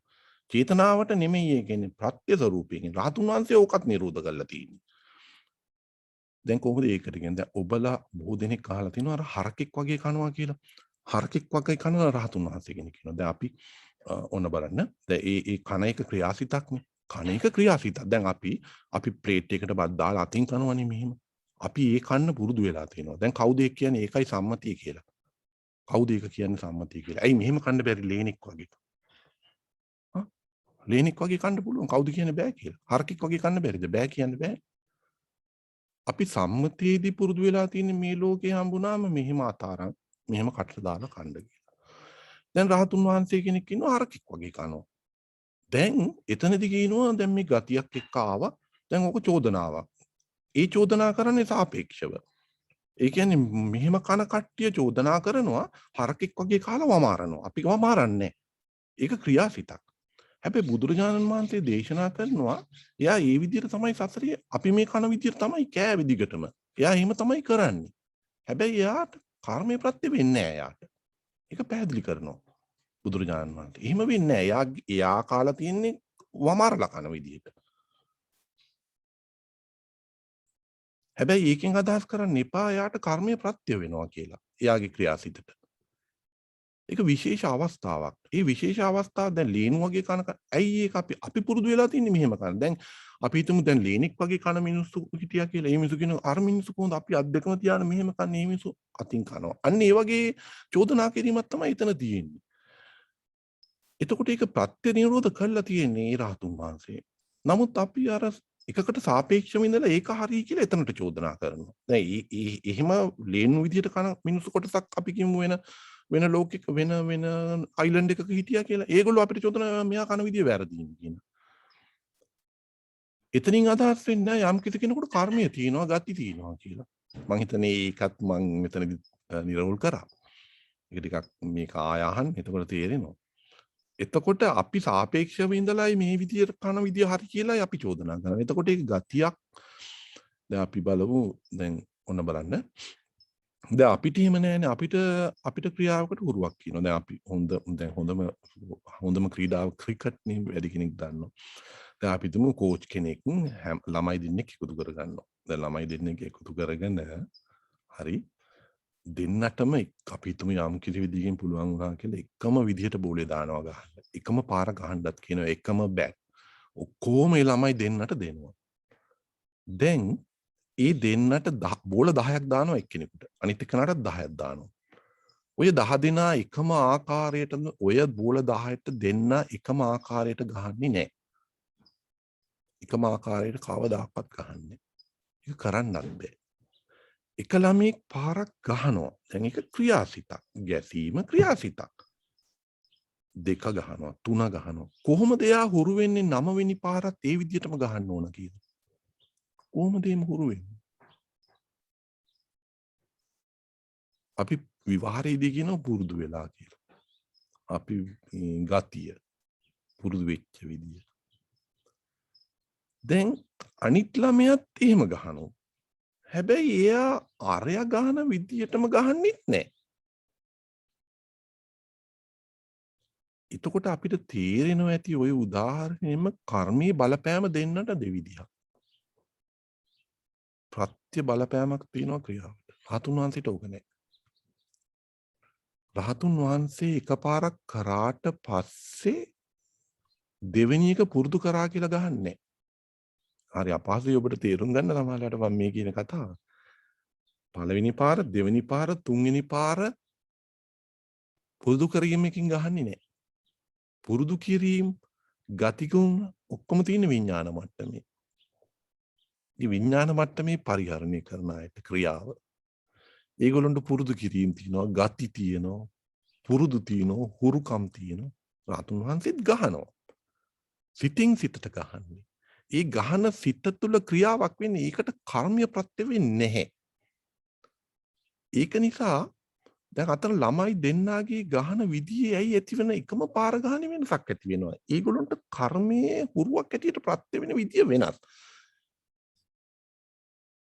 කර්ම ප්‍රත්‍ය වෙන විදිය දෙදෙනාට දෙවිදියක්. ඒක නිසා ඒගොල්ලෝ ගහන විදියත් වෙනස් වෙනවා. මේ අය නැවතත් කියනවා මේ චේතනා කර්මය නෙමෙයි කතා කරන්නේ. ප්‍රත්‍ය ස්වරූපයෙන් අර එළියේ තියෙන දේ. එතකොට ඒ ළමයා ගහනකොටත් ඒ ළමයාගේ හුරු කිරීමක් අරන් යනවා. ඒ ළමයා එකක් ගැහුවාම හුරු කිරීමක් අරන් යනවා දෙකට. හුරු කිරීමක් අරන් යනවා තුනට. ඒක ළමයි. අනිත් එක්කනත් ඒ විදිහටම කරනවා. හැබැයි ඒ අරගෙන යන හුරු කිරීම දෙවිදිහක්. ඒක කර්ම ප්‍රත්‍යයෙන් එන්නේ. රහතුන් වහන්සේට අරගෙන යන හුරු කිරීමක් නැහැ. කර්ම ප්‍රත්‍ය වෙන්නේ නැහැ යාට. විඥාන මට්ටමේ යාගේ පරිහරණය නැහැ. රහතුන් වහන්සේලාට වැඩිපුර ඇති වෙන්නේ ක්‍රියාසිත. රහතුන් වහන්සේලාට ක්‍රියාසිත ඇති වෙන්නේ. ඒ ක්‍රියාසිත වල කර්ම ප්‍රත්‍ය වෙන්නේ නැහැ. මං හිතනවා මං කියුව දේශනාව ගැඹුරු වෙන්න පුළුවන්. හොඳට නැවත වරක් අහන්න. මේ අර අභිධර්ම පිටකයේ ගැඹුරු වචන එහෙම දාලා එහෙම දේශනාවක් නෙමෙයි කරේ. මේ සිත ඉක්මනට තේරුම් කරව ගන්න විදිය දැන් මං ක්‍රියාසිත ඒ විදියට දෙවිදියට තේරුම් කරලා දුන්නා. මං චුතිසිත පිළිබඳවත් යම් කිසි ගැටලුවක් තියෙනවා නම් ඒකත් තේරුම් කරලා දුන්නා. මේ දහම මේ විදියට ඔබ අල්ලගත්තොත් සිත ඉක්මනට ඔබට මේ සිත තේරෙන්න ගන්නවලු ගොඩාක් සූත්‍ර අහන්න අවශ්‍ය වෙන්නේ නැහැ. එතකොට සිතේ ස්ට්‍රක්චර් එක Tamanට තේරෙන්න ගන්නවා මේ කාරණා. මෙහෙමයි හේතු කොට නැගෙන්නේ මේ හේතු කොට නැගෙන සිත් මේවා. මේ හේතු කොට නැගෙන මේ විපාක මේ කර්ම විපාක පවතින්නේ මේ විදිහට ප්‍රත්‍ය පවතිනවා. යාසිත පවතින්නේ මේ විදිහට ප්‍රත්‍ය ස්වරූපයෙන් පවතිනවා. ආත්මාන්ති කරන්නේ මේ ප්‍රත්‍ය නිරෝධ කරනවා. ප්‍රත්‍ය නිරෝධ කරන එකට කියන අවබෝධයක්. අවබෝධයෙන් ප්‍රත්‍ය නිරෝධ කරනවා. එතකොට රහතුන් වහන්සේ ලබන්නේ අවබෝධයක්. ඒ අවබෝධයට කියනවා ඥානය කියලා. ඥානයත් පරිහරණය කරමින් තමයි සිත හසුරුවන්නේ. අපිට හිතෙනවා අපි හදන විඥාන මට්ටමින් ක්‍රියාව යනවා කියලා. එහෙම නෙමෙයි වෙන්නේ. එහෙම නෙමෙයි වෙන්නේ. ප්‍රත්‍ය නිරෝධ කරපු නිසා ඒකට කර්ම ප්‍රත්‍යයෙන් බලපෑමක් කරන්න දෙන්නේ නැහැ ඒ ක්‍රියාසිට වලට. ක්‍රියාසිට රහතුන් වහන්සේ. රහතුන් වහන්සේට ඇති වෙන්නේ ක්‍රියාසිට වැඩිපුර. රහතුන් වහන්සේ ජීවිතේ ක්‍රියාසිට අඩුයි. අපි වගේ චේතනා පහල කර කර ඒකෙන් තණ්හා උපාදාන කරන්නේ නැහැ. තණ්හාවක්වත් ගොඩ නැගෙන්නේ නැහැ. මේ හැම දෙයක්ම රහතුන් වහන්සේට ක්‍රියාසිට. එතකොට සිත වැඩි සලිත වෙන්නේ ඇයි අපි චේතනාව අපේ හරියට අර චේතනාවල් වෙනස්නේ අපි මෙහෙන් ඇහෙන් කනෙන් දිවෙන් නාසයෙන් ගන්න අපේ සිත විසිරෙනවා. රහතුන් වහන්සේට ඒ කතන්දර නැහැ. ප්‍රඥා මට්ටමින් ඉන්නකොට මේ මුලාව දැකලා ඇහෙන්නේ එන්නේ මොන හරි එකක් කඩෙන් එන එකත් මුලාව බව. එතකොට පංචේන්ද්‍රියස් තුල අනිත්‍ය දුක්ඛ අනාත්ම ස්වરૂපය ප්‍රඥාවෙන් දැකලා තියෙන්නේ රහතුන් වහන්සේ. එතකොට යාගේ සිත චේතනාව ඔස්සේ රෝන්දගක දඟල දඟල යන්නේ නැහැ. එයාගේ සිත් ක්‍රියා. එයාට මොන හරි දෙයක් චේතනාව පහළ කරනවා ඒකත් ක්‍රියාසිතක්. අම්මා ගැන හිතන්න ඕන නම් ඒකත් ක්‍රියාසිතක්. ඒක ටිකක් ඔබට තේරුම් ගන්න පුළුවන්ද දන්නේ නැහැ. මම හැබැයි තේරුම් කරන්න උත්සාහවන්ත වෙච්ච විදිය පොඩ්ඩක් තව පොඩ්ඩක් මේක අහලා බලන්න ඒක ක්‍රියාසිත. අපි චේතනා පහර කරන තැන් ක්‍රියාසිත. හැබැයි අපි චේතනා පාලන කරන හැමතැනම කර්මීය වෙන්නේ නැහැ. පටලුව ගන්න එපා සිත ඔය විදියට. චේතනා චෛතසිකයේ තියෙන හැම තැනම කර්මීය වෙන්නේ නැහැ. සංඛාර කියන්නේ චේතනා චෛතසිකය. ඒක නිසා චේතනා චෛතසිකය අර සබ්බචිත්ත සාධාරණ චෛතසික වලින් පහෙන් හෝ හතෙන් හෝ එකක්. ඒක තියෙන හැමතැනම කර්මීය වෙන්නේ නැහැ. කර්මය වෙන්නේ පැහැදිලිම කර්ම ශක්තිය ජනනය වෙන්නේ පින් පව් කුසල් අකුසල් වලින්. ඒකේ අනිත්‍ය අවශ්‍යතාවයේ සමය විපාකයක් ලෙස කර්මයේ ශක්තිය නැවතත් ජනනය කිරීමේ හැකියාවක් තියෙනවා. ඒ වලට අපි කියනවා ජනනය කරන අවස්ථාවේදී අර විපාක කරලා දෙනකොට අපි ඒකට කියනවා කර්මජ රූප කියලා. මේ කිව්ව දේ අභිධර්මය ඔස්සේමයි දීක ගිහින් තියෙන්නේ ඔබට නොතේරුණාට. සිත පැහැදිලි කරන අර යුනිවර්සල් කියන්නේ අභිධර්මයේ කියන්නේ සිත පිළිබඳ යුනිවර්සල්. ඒ කියන්නේ යුනිවර්සල් විදියට මේ ලෝක 31 පුරාම පවතින සිත පිළිබඳ සත්‍ය වූ දහම තමයි අභිධර්මය. ඒක බුද්ධ දේශනාව. පැහැදිලි වූ බුද්ධ දේශනාවක් බුදු කෙනෙකුට හැරෙන්න ওই දේශනාව කරන්න බෑ. සූත්‍ර පිටකයෙන් අල්ලා තැන් තැන් වල කෑලි ගුලා කෑවට මේ සිත තේරුම් ගන්න අපහසුයි. ඒක නිසා අපි පහසුවට කියනවා අර සූත්‍රාහා යන්නකො සසරි. දැන් මේ විදිහටම ඔලුවටම ගැහුවොත් එහෙම නුවණ තියෙන කෙනෙකුට මේක ටික තේරුම් ගන්නවා. දැන් ඔබට මේ හඬපටිය දීගන මේ කොටස විතරක් අවශ්‍ය කරන දේවල් කපලා තියාගෙන එකතු කරගන්න. ඉදිරියේදී ඔබට තේරෙයි මේ වගේ කැලි ටික එකතු කරාම අවසාන දේශනාව සිත පිළිබඳ තියෙන අභිධර්මයේ දේශනාව. භාෂාව සිංහල. භාෂාව සිංහල. භාෂාව සිංහල. අපිට අපහසු භාෂාවක් දැම්මට පස්සේ ඒක පාඩම් කරනවා ඇරෙන්න හිතන්න අපහසුයිනේ. සෝමනස්ස සාගත ඥාන සප්‍රයුක්ත. සෝමනස්ස දිට්ඨි සම්ප්‍රයුක්ත දිට්ඨි විප්‍රයුක්ත. උපේක්ඛා සාගත. ඔය වචන තද වෙන තැනට වචන කරපින්නා ගන්න එක ලොකු සටනක්. ඒකින්ද මිනිස්සු වචන කරපින්නා ගත්තා. සිතට ගලප ගන්න වෙලාවක් තිබ්බේ නෑ. බැහැනි කරන්න වචනෙත් මතක තියාගන්න ඉපේ. දෙකම මතක තියාගන්න පුළුවන් නම් ඔබ ඉතාමත්ම දක්ෂයි. ඔබ හොඳ ධර්මදේශකයෙක් වෙනවා. අභිධර්මයේ දේශනා කරන්න ඔබට පුළුවන් නම් සිතටත් ගලපලා ඔබ හොඳ ධර්මදේශකයෙක් වෙනවා. පහසු සිංහලෙන් මේක කරකවලා දෙන්න පුළුවන් නම් වැඩිපුරම සිංහල භාෂාවෙන් තේරුම් කරලා පස්සේ මීන් සැරේ අර දරුණු භාෂාව දැම්මනම් පාලියෙන් එන ටික එයාට හොඳට තේරෙනවා මේක. නුවණ ඇති කට්ටිය ඉන්නේ සමාජයේ. very bright people. උගා ඥානවන්තයි ඉන්නේ. මේගොල්ලන්ට මේක අල්ලලා දුන්නාට පස්සේ ඒගොල්ලෝ යන්නේ නැහැ සූත්‍රහා. සිත දැකලා ඉවරයි. ලෝකේ බුදුදහම කියන්නේ කොහෙද? සිතටනේ. අවසානයේ සිතේ විසඳීමනේ කියන්නේ බුදුදහම කියලා. මොනවෙන් කිව්වත් බුද්ධ දේශනාවේ අවසානයේ සිත දැකීමනේ සිත තේරුම් ගන්න තේරුම් ගත්ත සිතක් තුළනේ එයානේ චතුරාර්ය සත්‍ය අවබෝධ කරන්නේ. එයානේ චිත්තචෛතසික රූප කියන දේවල යථාර්ථය දකින්නේ. එයානේ පරමාර්ථ ධර්ම දකින්නේ. පරමාර්ථ ධර්ම නිසා අපි අවිජ්ජාවෙන් ප්‍රත්‍ය ටික අල්ලගෙන අවිජ්ජාවෙන් රාගදේශ මෝහ නිසා නාම රූප අඳුරන්නේ නැති නිසා අපි දුක ඇති කරගෙන තියෙනවා. සිත ඇති කරමින් දුක ඇති කරගෙන තියෙනවා. රාතුන් වහන්සේ ක්‍රියාසිත දක්වා දුක තල්ලු කරලා ඉවරලා නිවිලා යනවා. සිතට තණ්හා උපාදානය නැහැ. නාම රූප පරිහරණය යථා ස්වરૂපය දැකලා ඉවරලා. ඒ තව ආකාරයකින් චිත්තචෛතසික රූප ඥාන ස්වરૂපයෙන් දැකලා ඉවරයි. ඥානකින් දකින්න. ප්‍රතිනිරෝධ කරලා කියලා කියන්නේ ඒකයි. ප්‍රශ්න මොන හරි තියෙනවා නම් අහන්න.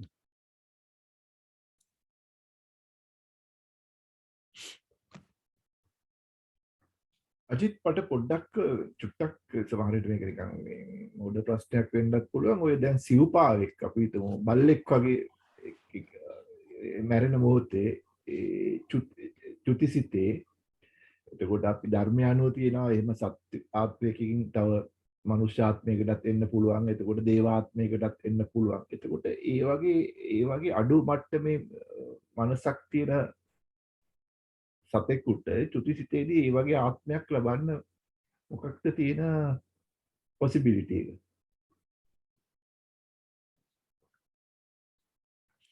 දැන් අපෙන් සතෙක් සිව්පාවෙකුට ලේසියෙන් මිනිස්සෙක් වෙනවා කියන එක ලේසිත් නෑ. හැබැයි එහෙම බැරිත් නැහැ. මොකෝ දන්නවද මේ සතාසිව් ඔය සිත කියන දේ ඔය අපි හුඟක් වෙලාවට හිතනවානේ කර්මය කර්ම නිමිත්ත ගති නිමිත්ත කියන දේ අපි බල්ලා වෙලා ඉන්න කාලේ මේව එනවා කියලා. හැබැයි ඒක දැන් සිත සකස් වෙන්නේ බල්ලා වෙලා ඉන්න කාලෙට සිත බල්ලාගෙම ඒවා තමයි ගලපලා දෙන්නේ දිගටම. ඔව් ඒක ඊළඟ තමයි මගේ ප්‍රශ්නේ. ඔව්. ඒක තමයි දැන් බල්ලේ දැන් අපි සාමාන්‍ය මිනිස්සෙක් වෙලා ඉන්නවනම් මිනිස්සු අවසාන සිත් පරම්පරාවේ යමෙකුට පින් සිත් ටිකක් ඇති කරගන්න පුළුවන් නම් ඒ සිතේ සකස් වීම පින් වෙලා එයා සුගතිය උපදින්න පුළුවන්. කොච්චර නරක කෙනෙක් වුණත්. ඒක නිසා තමන් අතීතයේ කරපු හොඳද නරකද නෙමෙයි අර අවසාන මොහොතේ ඇති කරන දේවල් තුල සිතේ සිත් පරම්පරාව තුල පින් සිත්ම තියෙනවා නම් අවසාන සිත කර්මය කර්ම නිමිත්ත ගති නිමිත්ත සසර පුරාවට කර පිනක් මතු කරගන්න පුළුවන්. ඒකයි ඒකේ අරමුණ. මේ මොහොතේ කරපු පින් නෙමෙයි. මේ භවයේදී කරපු පින් ටික උපකාර වෙනවා සසර පුරාවටම අවසාන චුතියට එන අරමුණ පිනක් කරගන්න. පටලවා ගන්න එපා. ඒක මේ මොහොතේ කරපු පිනක් සමහරකට මේ භවයේ කරපු පිනක් එන්න පුළුවන් අරමුණක් වෙලා. චුති සිතට ඉස්සල්ලා ඇති වෙන සිතේ. මං කිව්වේ අර ජවන සිත් ඇති වෙන අරමුණ එනවනේ මනසට අවසාන අර කර්මය කර්ම නිමිත්ත ගති නිමිත්ත ඒ එන දෙයක් මේ භවයේ පින් සිතක් වෙන්න පුළුවන් එයාට. හැබැයි එහෙම වෙන්න අවශ්‍යමත් නෑ. අර පින් කියන සිත් පරම්පරාව අවසානයේ පවත්වන කෙනෙකුට සසරේ කොයිම වෙලාවක හරි කරපු පිනක් මතුවෙන්න පුළුවන්. ඒ අවස්ථාවේ අවසාන අරමුණ හැටියට. දැන් බල්ලෙක් ගමු. බල්ලටත් එහෙමයි. දැන් බලු වැඩමනේ සිතේ තියෙන බලු වැඩම තමයි සිත දුගතියටමයි බර. සතර පායට බල්ලෝ අතු වෙන්නමයි බරන්නේ. දුගතියටමයි බර. හැබැයි බල්ලෙකුත් ඔහොම ඉන්න ගමන් බල්ලට පින්සිට එහෙම පින්සිට ඇති වෙනවාම බල්ලොන්ට පින්සිට ලේසියෙන් ඇති වෙන්නේ නෑනේ. හැබැයි මම මෙහෙම දෙයක් යෝජනා කරනවා. බල්ලොත් එක සතුටින් ඉන්න. එතකොට මේ බල්ලා හැමතිස්සෙම මනුස්ස පැත්තට බර වෙනවා. මනුස්සයා කන විදියට පුටුවල ඉඳගෙන කනවා. දැන් මනුස්සයත් එක්ක එයා කමියුනිකේට් කරනවා. හොඳ බල්ලෝ ඉන්නවනේ. ඒක අපි ප්‍රගුණ කරවන්න ඕනේ බල්ලට. එතකොට මනුස්ස දැකීම තුර බල්ලා සතුටු වෙනවා. එතකොට මනුස්සයා දැකීම තුලත් බල්ලාගේ සිත තුල සතුටක් ඇති වෙනවා. බල්ලා හොඳ දේවල් අපි බල්ලට පුරුදු කරවන්න ඕනේ. ඒ කුරුදු කිරීම තුල බල්ලෙකුට සතුටු සිත් පරම්පරාවක් අවසානයේ පහළ වෙන්න පුළුවන්. මිනිස්සෙක් විදිහට ඉන්න බල්ලොත් ඉන්නවනේ. ඒ අවස්ථාව උපකාර වෙනවා සසරේ මිනිස්සෙක් වෙලා කරපු පිනක් එතනට සකස් කරවලා දෙන්න අවසානයේ කර්මය හෝ කර්ම නිමිත්තෝ ගති නිමිත්ත. එහෙම වුණොත් ඒ බල්ලගේ සුගතිය උපදිනවා. තේරෙනවද ඒක? ඔව් තේරුණා. ඒක හැබැයි හරි දුර්වල අවස්ථාවක්. බොහොම දුර්ලභ අවස්ථාවක්. කොහොම දුර්වල අවස්ථාවක් බල්ලෙක් තව සතෙක් තව තැනකට වෙනවා කියලා. එහෙම බැරිත් වෙන්නේ හරි අපහසුයි සත්තු උනාට පස්සේ මිනිස්සෙක් වෙනවා කියන දේ ලේසි නෑ. පොදුවේ ගත් කල මිනිස්සෙක් වෙනවා කියන්නේ අර කැස් බෑවාවිය සිදුරින් අහස බලනවා කියනවා වගේම තමයි. නමුත් බල්ලෙක් වෙලා බලන්න එක ටිකක් සෑහෙන අපහසු වැඩක් බල. හැබැයි එහෙම වෙන්න බැරි නෑ. නැත්තම් බල්ලෝ මිනිස්සු වෙනවා. ඒක වෙන්න පුළුවන්. ඒ ටික පැහැදිලිව තේරුණා. ඔව් තේරුණා. ඒකට මට පොඩ්ඩක් අර හෘද රූප කියන එක ඔයා කලින් ගිය පාරේ විස්තර කරා තමයි අර මරණම තියෙන්නේ මොකද හෘද රූප. ඒකට මිනිස්සෙක් මැරෙනකොට ඒ හෘද රූපයත් එක්කම චුතිසිතත් එක්ක යනවා කියන එක චුට්ටක් ඒ හෘද රූප කෝ වගේ එකක් වෙන්න පුළුවන්ද? දැන් එන හදවස්තු හදවත රූප හදවස්තුව ඒක හදවස්තු රූපය කියලත් කියනවා. හදවස්තුව ප්‍රසාද ස්වරූපයෙන් නැති වුණාට හදවස්තු රූපය වස්තු රූපය කියන්නේ ඔය දෙකම එකයි. දැන් ඔය රූප ස්වභාවය ගැන කතා කරනකොට උපනිශ්‍රය කරමින් පවතිනවා කියන්නේ ඒක ඇතුලේ තියනවා කියලා කියන්නේ නෑ බුද්ධ දේශනාව. ටිකක් ඔබ අහන ප්‍රශ්නෙට උත්තර දෙන්න ගියොත් ටිකක් හැබැයි ඔබ තේරුම් ගන්න නැති වෙයි මේක මං කිව්වහම මං හරි අමුතු දෙයක් මට කියන්න වෙනවා මේක ගැටීමකට ඇති වෙන තැන් උපනිෂ් ඒ කියන්නේ හදවත්තු කියන දැන් ඒක අපි හෘදේ කෝෂයේ ඇතුල් පතේ හෘද කෝෂයේ ඇතුළත ලේ ධාරාවේ ඒක තමයි අභිධර්ම දේශනාවේ ඇසුරු කරමින් පවතිනවා කියන්නේ ලේ ධාරාව ඇතුළෙත් තියෙනවද හෘද කෝෂෙත් තියෙනවද කියන දේ නෙමෙයි ඒක ප්‍රසාද ස්වරූපයෙන් කියන්නේ මේ ප්‍රසාද කියන්නේ පඨවි ආපෝ තේජෝ වායු වලින් සැජිත එහෙනම් කියන්නේ ප්‍රසාද ස්වරූපයෙන් එතනත් කියන්නේ නිෂ්ක්‍රිය කරමින් පවතිනවා කියන වචනයක් නිෂ්ක්‍රිය කරමින් කියනවා වචනය දැන් මේ ඒ කියන්නේ ඒක ඇසුරුව පවතිනවා ළඟින් ඉන්නවා ළඟින් ඉන්නවා කියන දෙයක් ඒ කියන්නේ ඒකට ක්‍රියාකාරීත්වයක් තියෙනවා ඒ හදවත්තු රූපේ මූලික අරමුණ සිත් ඇති කිරීම. මිනිස්සෙකුට සිත් ඇති කිරීම. දැන් ඔබ විද්‍යාත්මකව දේවල් අහලා තියෙනවා මෙන්න මෙහිම දේවල්. සමහර අය ඔපරේෂන් කරනකොට ශරීරයෙන් එළියට ගිහින් බලන් ඉන්නවා කියලා. අහලා තියෙනවද ඒ වගේ? ඔව් අහලා තියෙනවා. ඒක ප්‍රූව් කරලා තියෙනවා. දැන් ඒව බොරු කියන්න බෑ. බොරු කියන්න බෑ. ඒ සූත්‍රය හරියට මතක නෑ මම මේ හඩපටියක් දීලා තින බුදුරජාණන් වහන්සේගෙන් මට මතක විදිහට වච්චගොත් ඇවිල්ලා අහනවා කුතුහල ශාලා කියන සූත්‍රය. බුදුරජාණන් වහන්සේ මෙතනින් ආපු ගිලිමුගුවක් තව තැනකට ගියෙත් නෑ. හරි? ඒ කුමක් උපාදාන කරමින් පවතිනවා. බුදුරජාණන් වහන්සේ කියන තණ්හාව සුළඟ උපාදානය කරමින් පවතිනවා.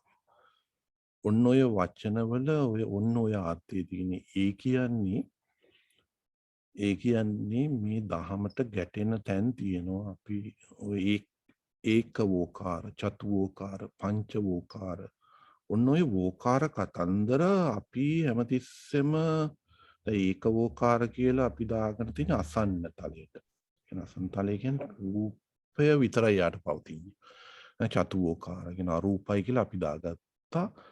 පංචවෝකාර කියන්නේ රූප ලෝක කියලා දාගත්තා. නමුත් ඔන්න ඔය වෝකාර කතන්දරයේ තුල ඔය ශරීරයෙන් එළියට ගිහින් බලනවා කියන දෙයට අර්ථයක් තියෙනවා. අපිට වාසී අර්ථය ගත්තේ. මොකද අපේ බුදුදහමේ කියන්නේ මරුණට පස්සේ කෙලින්ම ගිහින් අතන ඉපදිනවා කියන. ඕක හරියට දැඩිව අල්ලගෙන ඉන්නේ කට්ටිය. ඕක මං හිතන්නේ තායිලන්තේ මම ඉංග්‍රීසි පොතක ඕක කියවලා බැලුවා. ඒක මට නම මතක නෑ. ඒගොල්ලෝ කියන්නේ බ්‍රාඩෝ කියලා. බ්‍රාඩෝ කියලා තමයි ඔය අතරමැදි අවස්ථාවට කියන්නේ. දැන් ඔය ශරීරයෙන් ඉවත් වුණාට පස්සේ ඔය බ්‍රාඩෝ කතන්දරයක් කියන්නේ. දැන් එයා එළියේ ඉන්නේ. දැන් එයා එළියේ ඉඳලා එයා බලන් ඉන්නවා. එයාගේ ශරීරය දිහා. දෙස්තරලා අරවා කරනවා මේවා කරනවා. දැන් අහන්න පුළුවන් කෝ හදවත්තු රූපේ කියලා. කෝ හදවත්තු රූපේ. ඔන්න ඔය කතන්දර නිසායි බුදුදහමේ ඕක ඇසුරු කරමින් පවතිනවා. ඇසුරු කරමින් පවතිනවා. දැන් ශරීරය එයා එළියේ ඉන්නේ. හැබැයි ඕක ඒ කට්ටිය මේ දේශනාව යන්න දෙන්නේ නැහැ. අපි අර ප්‍රභූවරු ඉන්න කට්ටිය මේගොල්ලන්ට ඕනේ මැරිච්ච ගමන් ගිහින් උපදිනවා කියලා පෙන්නන්න. එතකොට ඒ විදිහටම ත්‍රිපිටක පොත අර ඒකවෝකාර, චතුවෝකාර, පංචවෝකාර ඔය මොනවාවත් අර බ්‍රාඩෝ කතන්දරයට තැනක් දෙන්නේ නැහැ. ඒගොල්ලන්ට ඕන විදිහට හදාගෙන තමයි ඉස්සරහට යවන්නේ. එතකොට අර කුතුහල ශාලා සූත්‍රය හරි මොකක් හරි ඒවා ඒගොල්ලන්ට ඕන විදිහට හදාගෙන උලුප්පල සමාජයට දෙන්න බලනවා. නමුත් සත්‍ය ඒක නෙමෙයි. දැන් ඔබ කිව්වා වගේ ඔය එළියෙන් බලන් ඉන්න කෙනෙක් කෝ හදවත්තු රූපය කියලා අහන්න පුළුවන්. හදවත්තු රූපය කියලා කියන්නේ කර්මානුරූපව ඇසුරු කිරි සිතක් පවත්ත ගන්න ඇසුරක් කියනවා. නිකන් ඒක ඇතුලේ බහැලා ඉන්නව නෙමෙයි. ඒක තේරෙනවද? චරම මට පැහැදිලි නෑ ඒක. ඒක ඔබට පැහැදිලිව තේරුම් ගන්න අපහසුයි. ඒක ටිකක් හොඳට හිත ඇසුරු කරමින් පවතිනවා කියන්නේ ඒක ඒක ළඟින් ඉන්නවා වගේ දෙයක්. ඒක ළඟින් ඉන්නවා වගේ දෙයක්. ඒ ළඟින් ඉන්නවා. එහෙම දෙයක්. හැබැයි හදවත්තු කියන හදවත කියන දේ දැන් හදවත බද්ධ කරගෙන අපි ගිය සුමානේ කිව්වා වගේ ඒ සිත යනවා නාම ධර්ම ටිකක් එක්ක. හැබැයි එකම හදවත්තු රූපේ යන්නේ නැහැ. ඒක පටලවා ගන්න එපා. දැන් මෙතන මැරිලා යන හදවත්තු රූපයකින් නැවත ඉපදෙන තැන හදවත්තු රූපේ රූප එහෙම යන්නේ නැහැ. ඇති වෙලා පැවතිලා නැති වෙනවා. කර්මානුරූපව හට ගන්නවා රූප. හැබැයි ඒකට නාම ධර්මයක් විඥානයක් බැස ගන්නවා නාමයි. එතකොට මේ විඥානීය සැකසෙනවා වේදනා සංඥා සංකාර විඥාන කියන නාම කොටස හදවත්ව ඇසුරු කරමින් පවතිනවා. ඒක ඇතුලේ බහැලා ඉන්නවා කියන නෙමෙයි. හැබැයි ඒක තියෙනවා මිනිස්සෙක්ට. දැන් මං කිව්වේ එක්සෙප්ෂනල් කේස් එක දැන් හරිය එළියේ ඉඳලා බලන් ඉන්නකොට කො හදවත්තු රූපය කියන ප්‍රශ්නේ එනවා. එහෙම ඉන්න පුළුවන්ද? එහෙම ඉන්න පුළුවන්. ඒක ආත්මයද? ආත්මය නෙමෙයි. දැන් ඕකයි මං අර ගිය සුමානේ කතන්දරේ කිව්වේ ඕක ශරීරය එකක්ද ආත්මය එකක්ද? ඔන්න ඔය කතන්දරෙත් අර පොට්ටපාද අර තව පොට්ටපාද අර සෞත්තු සූත්‍රයක් තියෙනවා ඒකේ මේ විනය ගැන කතා කරන්නේ ඒක පොට්ටපාද සූත්‍රේ නේ මං කියන්නේ අනිත් පොට්ටපාද සූත්‍රයක් තියෙනවා ඒක ටිකක් දිගයි ඒක හිමින් චිත්‍රා එක පොට්ටපාද ඇවිල්ලා බුදුරජාණන් වහන්සේගෙන් අහනවා ප්‍රශ්න ඒගොල්ලොන් ඒ සූත්‍රය තුල දැනෙන්නේ ඒගොල්ලෝ නේව සංඥා නා සංඥා එතනේ කියන්නේ විඥානයක් තියෙනවද නැති වෙන තැන ඒගොල්ලෝ නිවීම කියලා තැන තමයි ඉඳලා තමයි ප්‍රශ්න අහන්නේ. දැන් ශරීරයෙන් එළියට ගියාට පස්සෙත්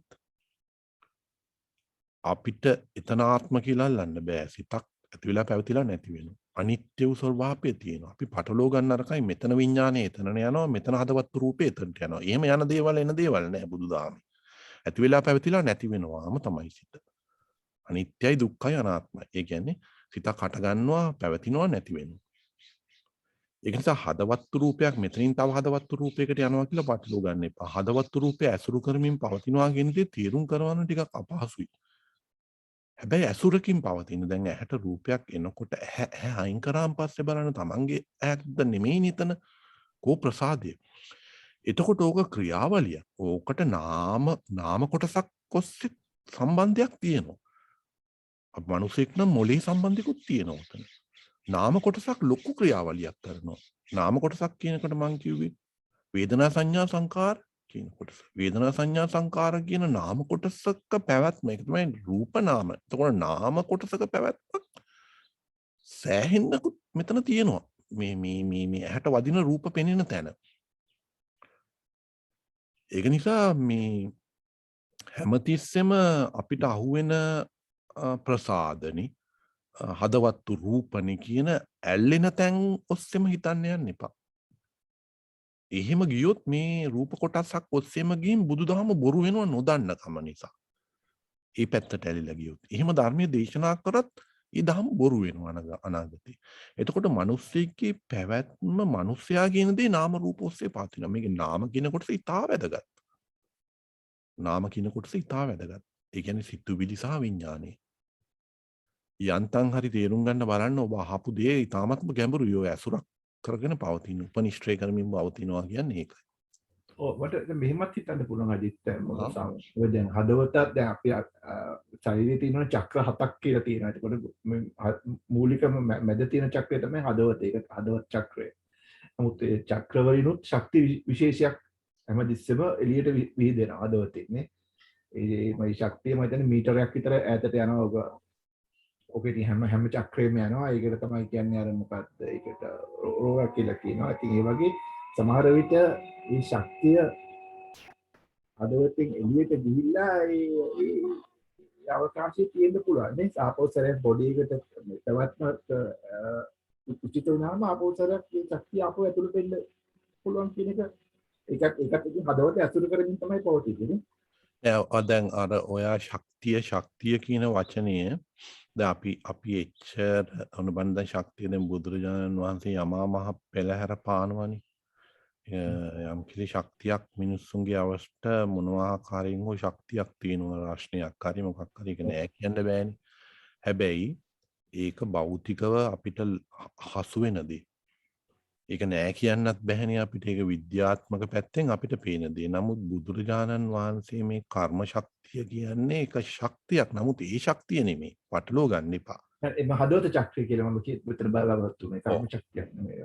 ඔව් හදවතේ හරි කොහෙන් හරි ශරීරයෙන් ශක්තියක් පිට වෙන බව අපි ඔක්කොම දන්නවනේ. ඒක බුදුරජාණන් වහන්සේ තමාගේ හැකියාවෙන් ඒක පෙන්නලා තියෙනවා. ඔව්. අපි සෑම කෙනෙකුටම මේම ශක්තියක් විද්‍යාත්මකව ඒක අපිට පෙන්වන්න පුළුවන් තියෙනවා කියලා. ප්‍රශ්නේ තියෙන්නේ මේ ශක්තිය එතනට යන කතාවක් නෑ. සියලු දේම අනිත්‍යයි. ඒක පටලවා ගන්න එපා. ඒ ශක්තියක් විදියට මෙතනින් යනවා කියලා හිතන්න එපා ශක්තියක්. මෙතන තියෙන දේ ඇති වෙලා පවතිලා නැති වෙනවා. නැති වුණාට පස්සේ අර ප්‍රත්‍ය ස්වરૂපයෙන් තව තැනක යම් කිසි දෙයක් ඇති වෙනවා ඇති වෙලා පවතිලා නැති වෙනවා. දැන් හදවත්තු රූපය කිව්වට අපිට පේනවට හදවත්තුව නිට්ටයයි කියලා එහෙම වෙන්නේ නැහැ. හදවත්තුවත් අපිට පේනවන හදවත තියෙනවා කියලා ඒ ඇති වෙලා පවතිලා නැති වෙන රූපත් කියන්නේ චිත්තක්ෂණ 17ක් ඇතුළතදී නැති වෙලා යනවා. එක චිත්තක්ෂණයක් පාසාම රූපය අනිත්‍ය වෙනවා. ඒ වගේ 17ක් ගියාම තමයි අපි රූපය අනිත්‍යයි කියලා කතා කරන්නේ. මොකද රූපය එච්චර නිට්ටයයි. දැන් මේ කණුව අපිට දිරනවා හැම පේන්නේ නැහැ. එතකොට චිත්තක්ෂණ 17න් 17කට පස්සේ ඒ කියන්නේ සිතක කාලේ එක චිත්තක්ෂණයක්. සිත ඉක්මනට අනිත්‍ය වෙලා යන බව අපිට තේරෙනවා. නමුත් රූපයක් එහෙම අනිත්‍ය වෙලා යන බව ඉක්මනට තේරෙන්නේ නැහැ. ඒක නිසා මම තල්ලු කරන් මේ අදහසේ ඉන්න එපා. ශක්තියක් ගිහින් තව තැනක ශක්තියකට තව හදවත් රූපයක් ඇති වෙන්න ශක්තිය දෙනවා කියලා එහෙම හිතන්න එපා. එහෙම ශක්තිය යන්නේ නැහැ. කර්මය වුණත් වෙන්නේ කර්ම ප්‍රත්‍ය කර්ම ශක්තිය යන්නේ නැහැ. මොකක් හරි දෙයක් සැකසුනාම කර්මය එතනට ක්‍රියාත්මක වෙනවා. එතනට සැකසුනොත් විතරයි ක්‍රියාත්මක වෙන්නේ. අපි කතා කරොත් මගේ කර්ම ශක්තිය අතන හදවත් රූපයක ශක්තිය කළා සිත ඇති වුණා කියලා ඒක බුදුදහම නෙමෙයි. ඒ අදහස ඉතින් තියාගන්නත් එපා. ඒක ආත්ම ශක්තියකට අහු වෙනවා. වැඩිපුරම මෙතනින් ගැලවෙන්න අපහසුයි. කර්මය කියන්නේ සැකසුනාම ප්‍රත්‍ය වෙනවා. දැන් අර මං ඉස්සෙල්ලා උදාහරණයක් කිව්වා වගේ අර රහතුන් වහන්සේ හරකෙක් වෙලා කන්න හැමතිස්සෙම කන්නේ කන වෙලාවට සැකසුනාම විතරයි ඒක වෙන්නේ. හැබැයි ඒක කර්ම ප්‍රත්‍ය නෙමෙයි. ඒක පටලවා ගන්න එපා එතනදී. නමුත් සාමාන්‍ය එදිනෙදා ජීවිතයේදී අපි යමක් කරනකොටයි කර්මය එතනට ප්‍රත්‍ය ස්වරූපයෙන් එන්නේ. ඒ වෙලට සැකසෙන්න වටපිටාවක් ආවොත් විතරයි. ඒක තමයි හේතු ඇති කල්ලි ඇති වෙලා කියලා කියන්නේ. සිත කියන්නේ හේතු කියන්නේ ඔතන අපි ලෝභ දේශ මොහ අලෝභ දෝෂ මොහ ධර්ම විතරක් නෙමේ. අන්න විපාක සිතක් ඇති වෙනකොට ඔය හේතු ටික එහෙම එන්නේ නැහෙනි. හේතු වෙන හේතු එන්නේ. නිසා කියන ඉතුරු ප්‍රත්‍ය ටික එන්නේ. අර 24න්. එතකොට ඒවාට අවශ්‍ය කරන පරිසරය සැකසුනාමයි සිත හටගන්නේ.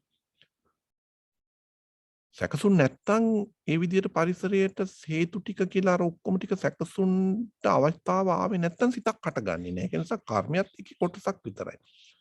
ওই කර්මය කොයි හරි ආකාරයකින් ඔය විදිහට සිතට යෙදුණොත් විතරයි සිත හටගන්නේ. මේක ගැඹුරුයි තැන. මේක තේරුම් ගන්න අපහසුයි. හැමතිස්සෙම හිතන්නේ ශක්තිය යනවා එනවා.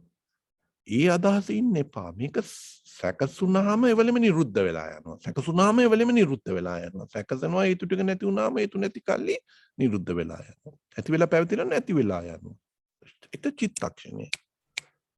හරි පොඩි කාලයක් ගැනයි මේ කතා කරන්නේ. ඒ නැති වෙලා යන ටික අපි අල්ලගෙන ගියා කියලා කිව්වොත් වැරදි. ඒක බුදුදහම නෙමෙයි. ටිකක් අපහසුයි හිතලම තේරුම් ගන්න. හොඳම දේ වර්තමාන සිතක්ම තේරුම් ගන්නද බලන එක. යනවද හිටියද කියන දේ තේරුම් ගන්න නැතුව වර්තමානයේම සිත තේරුම් කරු ගත්තොත් අර වර්තමානයේ නුවණින් අවබෝධ වෙන්න හිතිය ගතිය තුනී වෙලා යනවා. හිතියදී ආව කියන ගතිය තුනී වෙනවා. හිතියදී ආව කියන ගතිය තුනී වෙනකොට මෙතන හිතියදී යනවා කියන ගතිය નિરાයාසයෙන් ෂණිකව තුනී වෙලා යනවා. ඒ යන්නේ අවබෝධයකට. එතකොට සිත තේරුම් ගන්න නුවණ දියුණු වෙනවා, අවබෝධය දියුණු වෙනවා, ප්‍රඥාව දියුණු වෙනවා. එහෙම කෙනෙකුට හිටියද යනවද කියන කතාව බොරු වෙනවා. බොරු වෙනවා. වර්තමානයේම සිත දිහා බලාගෙන ඉන්න. වර්තමානයේම සිත තේරුම් ගන්නවා. හිත අමතක කරනවා නෙමෙයි සිත තේරුම් ගන්නවා. මොකද්ද මේ වෙන්නේ කියලා වර්තමානයේටම යොමු කරනවා. ප්‍රශ්න මොනවා හරි තව තියෙනවා නම් අහන්න.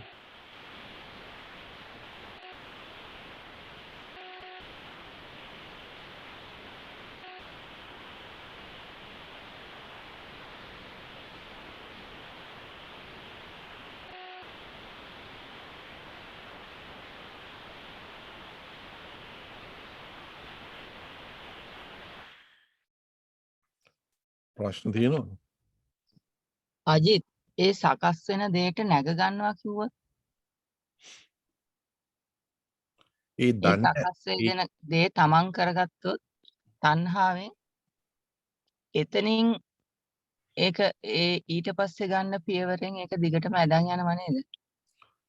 දැන් මෙහෙම ඒ සකස් වෙන දේ මම මගේ කියලා කරගත්තොත් තණ්හාවෙන් ඇදගත්තොත් අර චිත්ත නියාමයේ අනුව අනන්තරය කියලා ඒ සිත ඇති වෙනවා. පළවෙනි සිත ඇති වුණ නැත්නම් දෙවෙනි සිත ඇති වෙන්නේ නැහැ. දෙවෙනි සිත ඇති වෙන තුන්වෙනි. එතකොට ඒ අල්ල ගන්න තැන සිත් පරම්පරාව අකුසල් සිත් පරම්පරාවක් වෙනවා. ඒකට ඇදගෙන යනවා කියලා කියන්නේ. මම හිතන්නේ නැගීමක් වෙනවා කියන්නේ. සිතේ මං හිතුවා නගිනවා කියන්නේ එන සකස් වෙනවා. සකස් වෙන දේ තමන් කරගත්තොත් ඒක ඒ දිගටම ආකාරයෙන්ම දිගටම යනවා. නැත්නම් ඒ සකස් වෙන දේ අවබෝධයට අරගෙන ත්‍රිලක්ෂණය අවබෝධ කරගත්තොත් යන මාර්ගය වෙනස් කරන්න පුළුවන්. ඒ ත්‍රිලක්ෂණය අවබෝධ වෙනකොට එක තැනකට සිත වර්තමානයට කොටු කරගන්න වෙනවා. එක තැනක තියලා නවත්ත ගන්න වෙනවා සිත. නුවණට විමස ගන්න ඒ සිත වර්තමාන සිත නුවණින් විමර්ශනය කරනවා. මොකද්ද ක්‍රියාවලිය කියලා. එතකොට සිත වර්තමානයේටම නවත්තලා හිතනවා කියනවා වගේ තමයි වෙන්නේ. නවත්තලා නුවණින් විමර්ශනය කරනවා. මේ සිත කොයි විදිහටද මේක ගොඩ නැගෙන්නේ? නැග යන්නේ කොහොමද? නැග යන්නේ කොහොමද කියන දේ වර්තමානයේදී සිත විස්තරව කරගත්තොත් එයාට දැනෙනවා මේක නැග ඊළඟ සිත් පරම්පරාවට තණ්හාව මම වෙවි යන්නේ නැහැ කියලා නුවණට අතුනොත් එයා ඒක සක්කාය දිට්ඨිය ප්‍රහීන කරනවා. එයා සක්කාය දිට්ඨිය ප්‍රහීන කරනවා. නැත්නම් හැමතිස්සෙම සිතට නැග යන තැනක තමන් මුලා වෙලා ඉන්නවා. ඒක තේරුණාද? තේරුණා. ප්‍රශ්න තියෙනවා නම් අහන්න. සූත්‍ර පිටකයේ පිළිබඳ වර්ධවා තේරුම් ගන්න එපා. මං කිව්ව දේ. තවදුරටත් හොඳට විමර්ශනය කරන්න. මං කිව්ව දේ. ඒවැයි උපකාරයක් තියෙන කට්ටිය ඉන්නවා. ඒක උපකාර නැති කට්ටිය තමයි බොහෝ ඉන්නේ. කරගන්න බෑ වැඩේ ওই විදියට ගිහින්. හැමදාම අලුත් කතන්දර අහා ඉන්නේ. කවුරු හරි කෙනෙක් එකපාරට ඇවිල්ලා සිත මේ ධර්ම දේශනා ටික ඔක්කොම කැටි කරලා එකපාරින් සිත පෙන්වුවොත් මොකද කරන්නේ? කොයි දේද හරි? කාලයක් තිස්සේ සූත්‍රාහා යන එකද එකපාරම යම් කිසි කෙනෙකුට හැකියාවක් තියෙනවා සිත මෙහෙමයි කියලා ඔබට පෙන්වන්නේ. එහෙම පෙන්වපු දේවල් තමයි අර සූත්‍රයක කොටසක් හැටියට දාලා තියෙන්නේ. හැබැයි ඒකේන අර දේශනා කරපු කෙනාට අවබෝධ වෙන විදිහට. එයාට යාගේ අවබෝධයට අඩු වෙලා තිබ්බේ ඒක කියන රටාව බුදුරජාණන් වහන්සේ දැනගෙන ඒ විදිහට එයාට තේරෙන විදිහට දේශනා කරා. හැබැයි ඒ අය අධික ප්‍රඥාවන්තයි පිටපස්සේ. ඒගොල්ලෝගේ හොඳට නුවණ තියෙනවා. ඒගොල්ලෝ සිත ගැන කොහොම වගේ ඒගොල්ලන්ට තේරෙනවා මේ විදිහට කොටු කරලා දුන්න ගමන් අර හිර වෙලා තියෙන එක නැති වෙලා යා මාර්ගඵල ලබනවා. අපිට එහෙම කොටු කරලා දුන්න චුට්ට ටිකක්ව තමයි ඔය සූත්‍ර හැටියට එකතු කරගෙන අපි ලොකු කරගෙන යන්නේ. හැබැයි කිසිම කෙනෙකුට මේ භවයේ ලේසියෙන් මේ අභිධර්මයේ හරියටම අල්ලගෙන සිත තේරුම් ගත්තොත් අඩු කාලයකදී මේ භවය තුලදීම අර ලොකු පින්තූරය දාගන්නවා සිතේ. ඒක වටිනවා ගොඩක්. ඒක නුවණ දියුණු වීම. එහෙම නැතුව මේක හැමතැනම තව නිකන් ලෙවකක්කා තලු මරමර යන ගමනක් වෙනවා. අපි හිතනවා අපි නිවුණා කියලා ඇත්තටම නිවුනේ නෑ. බලනකොට සිත දැනගෙන නෙමෙයි යන්නේ. සිත සම්පූර්ණවත් අවබෝධ කරගෙන නෑ සිත කියන්නේ. ඒක තමයි ප්‍රශ්නය. ඒක නිසා හැමතිස්සෙම වර්තමාන සිතේ ක්‍රියාකාරීත්වයේ දිසම මෙයා මේක ප්‍රැක්ටිකලි මේ විදිහට කඩලා සිත දැක්කොත් එයා හැමතිස්සෙම ඒ ඔස්සේම වර්තමානයේ ඇතිවන සිත් ඒ ඔස්සේ බලන්න පෙළඹෙනවා. ඒක නිසා මගේ පෞද්ගලිකම හැඟීම නෙමෙයි ඒක තමයි සත්‍ය. ඉදිරියේදී අභිධර්මයේ පිළිබඳ පහසුවට ධර්ම දේශනා සිතම කැටි කරලා ඇහෙන්න මේ මග හොඳට විවෘත වෙනවා. මොකද ධර්ම දේශක වාක්‍යම් ඒක කරන්න අසන එකනා ඒකට ධාරණය කරන්න අපහසුයි තමයි. අපහසුවෙන් ටික තේරෙනවා. එතකොට මිනිස්සු අතර ස්වල්ප ලෙස තමයි මේක වැඩිගෙන උඩට යන්නේ. ඒක ධාරණ ශක්තිය, අවබෝධ ශක්තිය වැඩි වෙන්න පරම්පරාව මේකේ ධර්මයේ මතුවෙනවා. ප්‍රශ්න එහෙම තියෙනවා නම් අහන්න. කට්ටිය නිදිද? නෑ තාත්තර මතන් ඔය කලිනුත් විස්තර කළා මට තාම ඔය සිත සැකසීම කියන එක තාම මට තේරුම් ගන්න අමාරුයි. ඕක එළියේ තියෙන එකක්ද පිට තියෙන එකක්ද විශ්වයේ විසින් මේවා කරන එකක්ද? මොකද ඔයා එදා පරණ ධර්මදේශනාවක විස්තර කළා අපි හිතමු අපන් ගෙදර පොතක් බල ඉන්නවා. එතකොට යාළුවෙක් ඇවිල්ලා කියනවා අන්න යන් අඩියක් ගහන්න කියලා යාළුවත් එක මොටර් බයික් කියනකොට හැප්පිලා මැරෙනවා. හරි. එතකොට එතන සැකසීමක් තියෙනවා. ගෙදර හිටියනම් එහෙම වෙන්නේ නැහැ. ඔය සැකසීම කොහොමද උනේ? ඒක මේ විශ්වයේ විසින් කරපු සැකසීමක්ද නැත්නම් කර්ම නියාමය යන්නේ ඒක මට තාම හරියටම මං ඔබටම ආවෙනුකූදේ කියන්න මං ඔබ ප්‍රශ්න අහපු නිසා මං දන්නවා. දැන් ඔබගේ සිත තියෙන්නේ අහපු දෙයක් කියපු දෙයක් පුරුදු කරපු දෙයක් තියෙනවා කර්මයෙන් විශ්වයේ තියෙනවා කියලා. යම් කිසි කෙනෙක් විසින් සිත මේහවනවා කියන අදහස ඔබ සිත තුළ තියෙනවා. ඒක ඔබ සිත තුළ හදින් අල්ලගෙන ඉන්නවා. අනිත් අය තුරත් තියෙනවා. හැබැයි ඔබ සිත තුළ හැමතිස්සම බාහිරේ විශ්වයේ කර්මය තියෙනවා. විශ්වයේ කර්මය තියෙන කෙනෙක් සිත ගොඩනගවනවා කියන අදහස් තුළ ඇලීමක් තියෙනවා. ඒ ඇලීම ප්‍රබලත්වය නිසාම මේ සිතේ සකස් වීම දැක ගන්න දෙන්නේ නැහැ. හැමතිස්සෙම හිතන අතනට කනෙක් වෙලා මේ සිත හැදෙන්නේ කියලා. එතකොට කර්මය එහෙම ධර්මදේශනා කරපු අය ඉන්නවා මම දන්නවා ඒක. කර්මයේ විශ්වයේ තියෙනවා කියලා. ඒක නිසා මේ ඇති වෙන සිත වර්තමානයේම ක්‍රියා කරනවා කියන දේ මේක නැති වෙනකොට තව සිතක් ඇති වෙලා එතනට යොමු වෙන්න දෙන්නේ නැහැ. හැමතිස්සෙම එක සිතකින් අනසිතකට යන කර්මයක් විශ්වයේ තියෙනවා කියලා හිතෙනවා. ඒකට හොඳම දේ කරන්න ඒ අදහසින් බැහැර වෙනවා. බැහැර වෙලා හොඳට මේ සිත දකින්න බලන්න. මේ වර්තමාන මොහොතේ මට මොකද වෙන්නේ? අතනට යන්නේ නැහැ. මුකුත් හිතන්නේ අතනට ඇලෙන්නේ නැහැ. ඒ වෙනුවට මෙතන සිත දකින්න බලනවා. මේ සිතේ වර්තමානයේම 100න් ඉඳගෙන හොඳට සතියෙන් මේ සිත කොහොමද ඇති වෙලා පැවතිලා නැති වෙලා යන්නේ කියලා හිතනවා. දැන් අර යාළුවෙක් හම්බෙලා ගියාම එතන හිටියානම් අතනට ගියොත් කර්මය ගියා කියලා හිතන්න එපා. මම ඒකයි එතනදී කියන්නේ. මෙතන ඉන්න තැනම මම මොකද්ද කරමින් ඉන්නේ මේ මොහොතේ කියන දේ සිත තේරුම් ගන්න බලනවා. ඒකට හිතන්න එපා මේක ඇතුළට මේ ආපු කර්මයක් තව කෙනෙක් පරිපාලනය කරනවා කියලා හිතන්න උත්සාහ ගන්න එපා. ඒ අදහසෙන් බැහැර වෙන්න. ඒ කර්මයක් කරන කෙනෙක් කර්මයක් කරවන කෙනෙක් එහෙම කෙනෙක් මේකේ නැහැ. අපි සිත් වලින්ම හදාගත්ත සැකසි යන වචනේ මේ මොහොතේම සැකසෙනවා. ඒක නැති වෙලා ගියාට පස්සේ තමයි තව එකක් එන්නේ. ඒක හොඳ උදාහරණයක් කියන අර රණ්ඩු වෙලා ඉඳලා අල්ලපු ගෙදර මිනිස්සුත් එක්ක රණ්ඩු වෙනවා. රණ්ඩු වෙලා ඔන්න බැන දැන් ඇවිල්ලා ඉඳගෙන ඉන්නවා. තාම මේ මිනිස්සයාව අරමුණු කරගෙන තමයි බනින්නේ. දැන් මේ බනින සිතක් පාසා තමාට දැනෙනවා මේ මම මේ මිනිස්සයා ළඟට බනිනවා වගේ කේන්ති තියෙනවා. ටික තමන්ට තේරෙනවා මේ තමාටම මේ කේන්තිය තුනී වෙලා යනවා. අන්තිම තුනී වෙලා ගින් කේන්තිය නැති වෙලා යනවා. ඒ නැති වෙලා යන තැන අර මිනිස්සයාගේ රූපය නැති වෙලා යනවා.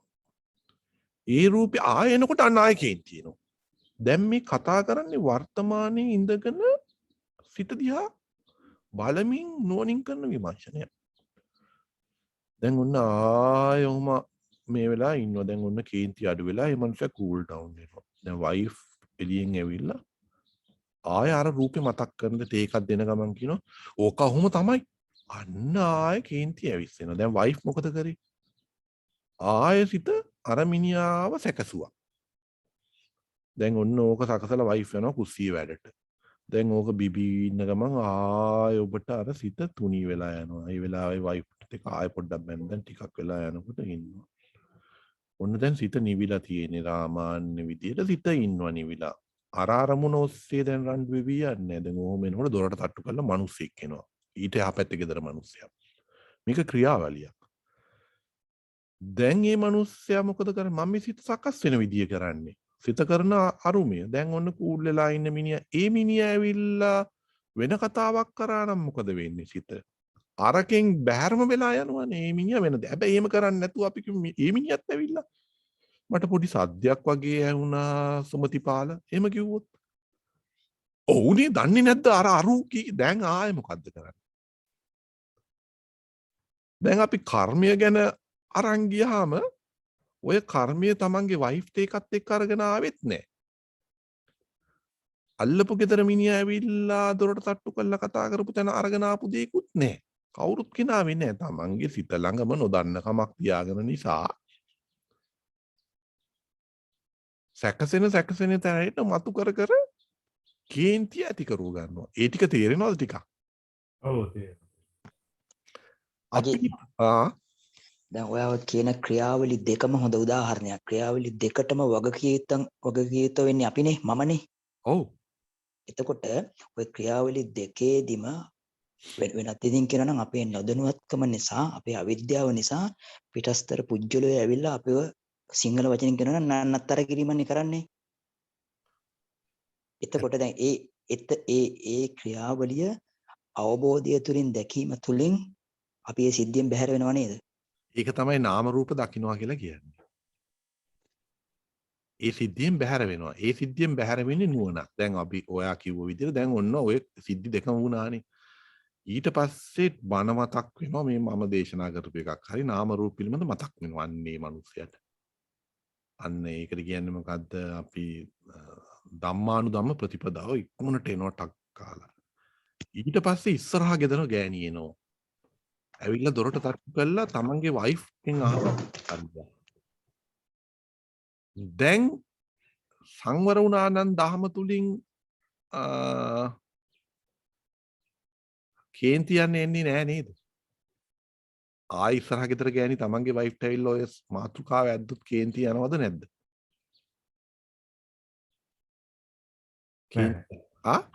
නෑ. යන්නේ. ඒ අවබෝධයකින් ඒක දෙන්නා. ඊට පස්සේ කවුරු මොනවා හරි කිව්වත් ඇවුස්සුවත් තේරෙන්නේ නෑ. එයා අවබෝධ කරගෙන ඉවරයි. ඔන්න ඔය අවබෝධය අර මුල ඉඳලම තියාගන්න පුළුවන් කෙනෙක් තමයි වර්තමානයේ දැන් මම මේ මොනවද කරන්න යන්නේ. ඔය අවස්ථාවට ගිහින් සිත මේවක් කරේ එතන නොදන්න කම නිසා නොදන්නකම දිගටම ඇදගෙන පුටුවට එනකන් බැන ආවේ අර මුලදී හටගත්ත සිත ඉඳලම ඒක සංවර කරගන්න බැරි වුණ නිසා. නමුත් අර මුලදීම අල්ලපු ගෙදර මිනිහාට බනින්නේ නැතුව එකපාරට ධර්මය ආවන උඩට එයා සංවර වෙනවා. එයා මෙච්චර දුරක් මේ සිත අරගෙන යන්නේ නැහැ. එතකොට මේ සිත මෙච්චර දුරක් ඒ සිත අරගෙන ආවේ කර්මයක් නිසා නෙමෙයි. නොදන්න කමක් නිසා. එතකොට අපි මේ සසරේ යන්නේ නොදන්න කමක් නිසා. අපි මේ නොදන්නකම කර්මයටම ඇඟිලි දික් කරොත් හැමදාම කර්මය සත්‍ය වෙනවා. එහෙනම් අපිට කවදාක්වත් නිවන් දකින්න බැහැ. මේ විදියට හිතුවොත්. එහෙනම් කර්මය හැමතිස්සෙම යාට කියන්න පුළුවන් වයිෆ් ළඟ තියෙනවා. අල්ලපු ගෙදර ඉස්සරහා ගෙදර ගෑණි ළඟ තියෙනවා. අර දොර තට්ටු කරලා ඇවිල්ලා සුමුතිපාල කියන මනුස්ස මොකද සුමුතිපාල කියන අපිට පුළුවන් ඕන තැන කර්මය දාලා අපිට කර්මය සත්‍ය කරනවා. බුදුදහම කියන්නේ කර්මය සත්‍ය කරනවා නෙමෙයි. කර්මය එක අංගයක් විතරයි. හැබැයි අවබෝධයෙන් කර්මය විනාශ කරනවා. බුදුදහම කියන්නේ. ඒකයි කර්ම නිරෝධය කරනවා කියන්නේ. කර්මයට තැනක් දෙන්නේ නැහැ. කර්මයට තැන ලෝකයේ හැමදාම සත්‍ය කර්ම වෙනවා. අවිද්‍යාව විද්‍යාව කරලා අපි කර්මයට පහර දෙනවා. කර්මය කියන දේ පවතිනවා. කර්මය නෙමෙයි ලෝක සත්‍ය. ඒ නිසා කර්මයේ උලුප්පන්න වැඩි කැමති නැත්තේ. එතකොට තණ්හාව අවිද්‍යාව තියෙන නිසා අපි මේ කර්මයටම ඒක තැන ඉඩ දුන්නොත් කර්මයනේ හැමදේම වෙන්නේ කියලා කිව්වොත් එයාට නිවන් දකින්න බෑ කවදාවත්. බුදුදහම කියන්නේ ඒක නෙමෙයි. බුදුදහම කියන්නේ අවබෝධයත් තුළින් ඥානයක් දිනු කර ගැනීම. ඒක තමයි ධම්මානුධම්ම ප්‍රතිපදාවක ඉන්නවා කියන්නේ නුවණ දිනු වෙන මගක්. මේ මං කිව්ව විදිහට. ඒ ටික හොඳට තේරෙනවද සිත කර්මයෙන් ගැලවිලා කර්මය නෙමෙයි. කර්මය නෙමෙයි අපි උපත ගෙනියන්නේ කර්මය නෙමෙයි. අපි උපත කර ගෙනියන්නේ තණ්හාව. අවිජ්ජාව. අවිජ්ජා තණ්හාව එකට බැඳී දෙනවා. අපි උපදින්නේ ඇයි කියලා ඇහුවොත් තණ්හාව නිසා. එච්චරයි උත්තරේ. උපදින්නේ ඇයි අරූපාවචර බ්‍රහ්ම ලෝකෙට යනවා. කර්මයේ ක්‍රියාත්මක වෙනවද? ක්‍රියාත්මක වෙන්නේ නැහැ. කවුද අතක් උස්සනවා? අරූපාවචර බ්‍රහ්ම ලෝක තුල කර්මයේ ක්‍රියාත්මක වෙන්නේ නැහැ. මායя බයයි ඒකට. ඇයි ඒ? එයා ඒ අරූපාවචර ලෝක තුල කර්මයේ ක්‍රියාත්මක වෙන්න නොවි අධික වූ සැප කාලයක් තිස්සේ යොමු කරනවා. අර කවුද එක්කෙනෙක් අත ඉස්සුවා ප්‍රශ්නේ අහන්නේ. අජිත් ශිරානි අජිත් දැන් අර මහත්තයාගේ ඉස්සෙල්ලා උදාහරණයේදී දැන් යම් කිසි පුද්ගලයෙක් වැඩක් කර ඉන්නකොට කවුරු හරි කතා කරලා ඇවිල්ලා ගමනක් යන්න ඇක්සිඩන්ට් එකක් වෙලා යා මැරෙනවා. දැන් එතෙන්දී යම් කිසි කර්ම ශක්තියක් ඇතිවීමට ඒ පරිසරයේ හේතු සැකසීමක් නෙමෙයිද සිද්ධ වුනේ. දැන් කර්ම ශක්තියක් ඒ කර්මයක් ඵල දීමට හෝ විපාක දීමට ඒ හේතු පරිසරයක් ඒ කියන්නේ එයාගේ හිත සැකසුණා මම මේ එයත් එක්ක යන්න ඕනි කියලා අරයක් කතා කළා යම් කිසි වාහනයක් හෝ මොකක් හරි එකක් ආවා එතන ඒ පරිසරයක් නෙමෙයිද සැකසුනේ. දැන් එතන දැන් ඔන්න බලන්න ඕක බලපෑමේ දෙකක් තියෙනවා. මන් දන්නේ නැහැ ඔයාගේ හරිම අරමුණ මොකද්ද කියලා. ඒ කියන්නේ සැකසීමකින් තොර ඔයා කියන දේ හරි. ඒක සැකසීමක් වුණා. අපි සිතින් සිතට හිතමු. දැන් ගෙදර ඉඳගෙන ඉන්නවා පුද්ගලයෙක් අපිට ඇවිල්ලා අපි දන්නේ හොඳ දෙයකට ගෙනියන්නත් පුළුවන් නරක දෙයකට ගෙනියන්න පුළුවන්. නරක දෙයකට ගෙනියනවා නම් අපි ධර්මයේ තුල ඉන්නවා නම් අපි යන්නේ බාරකට පොන්න. හැබැයි හොඳ දෙයකට ගෙනියන්නත් පුළුවන් නේ. පන්සලේ බණහන්න යන් කියලා දැන් දෙන්නාම වාහනයක නැගලා යන හැම තැනම සිත් පරම්පරාවක් ඇති වෙන්නේ. සැකසී යනවා. ගිහිල්ලා කොයි හරි තැනකදී මවත්තලා තේ බොන තැනකදී මැරෙන්න පුළුවන්. ඒ වගේ දෙයක් නේද ඔය අහන්නේ?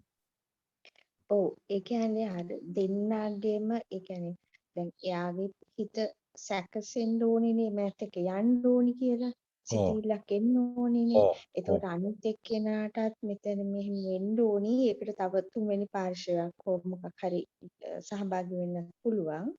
ඒ හැමෝගෙම හිත ඒ අනුව සැකසීම නිසානේ ඒ දේ සිද්ධ වෙන්නේ. එතකොට දැන් ඒ අනුව සැකසීම නිසා තමයි ඒක වෙන්නේ. දැන් කර්මය අපි දැන් ඔන්න බලන්න ඔය ඩිරෙක්ට් ඒ අවස්ථාවේදී ඒ හිත සැකසුනේ යම්කිසි කර්ම ශක්තියක් නිසා නෙමෙයිද?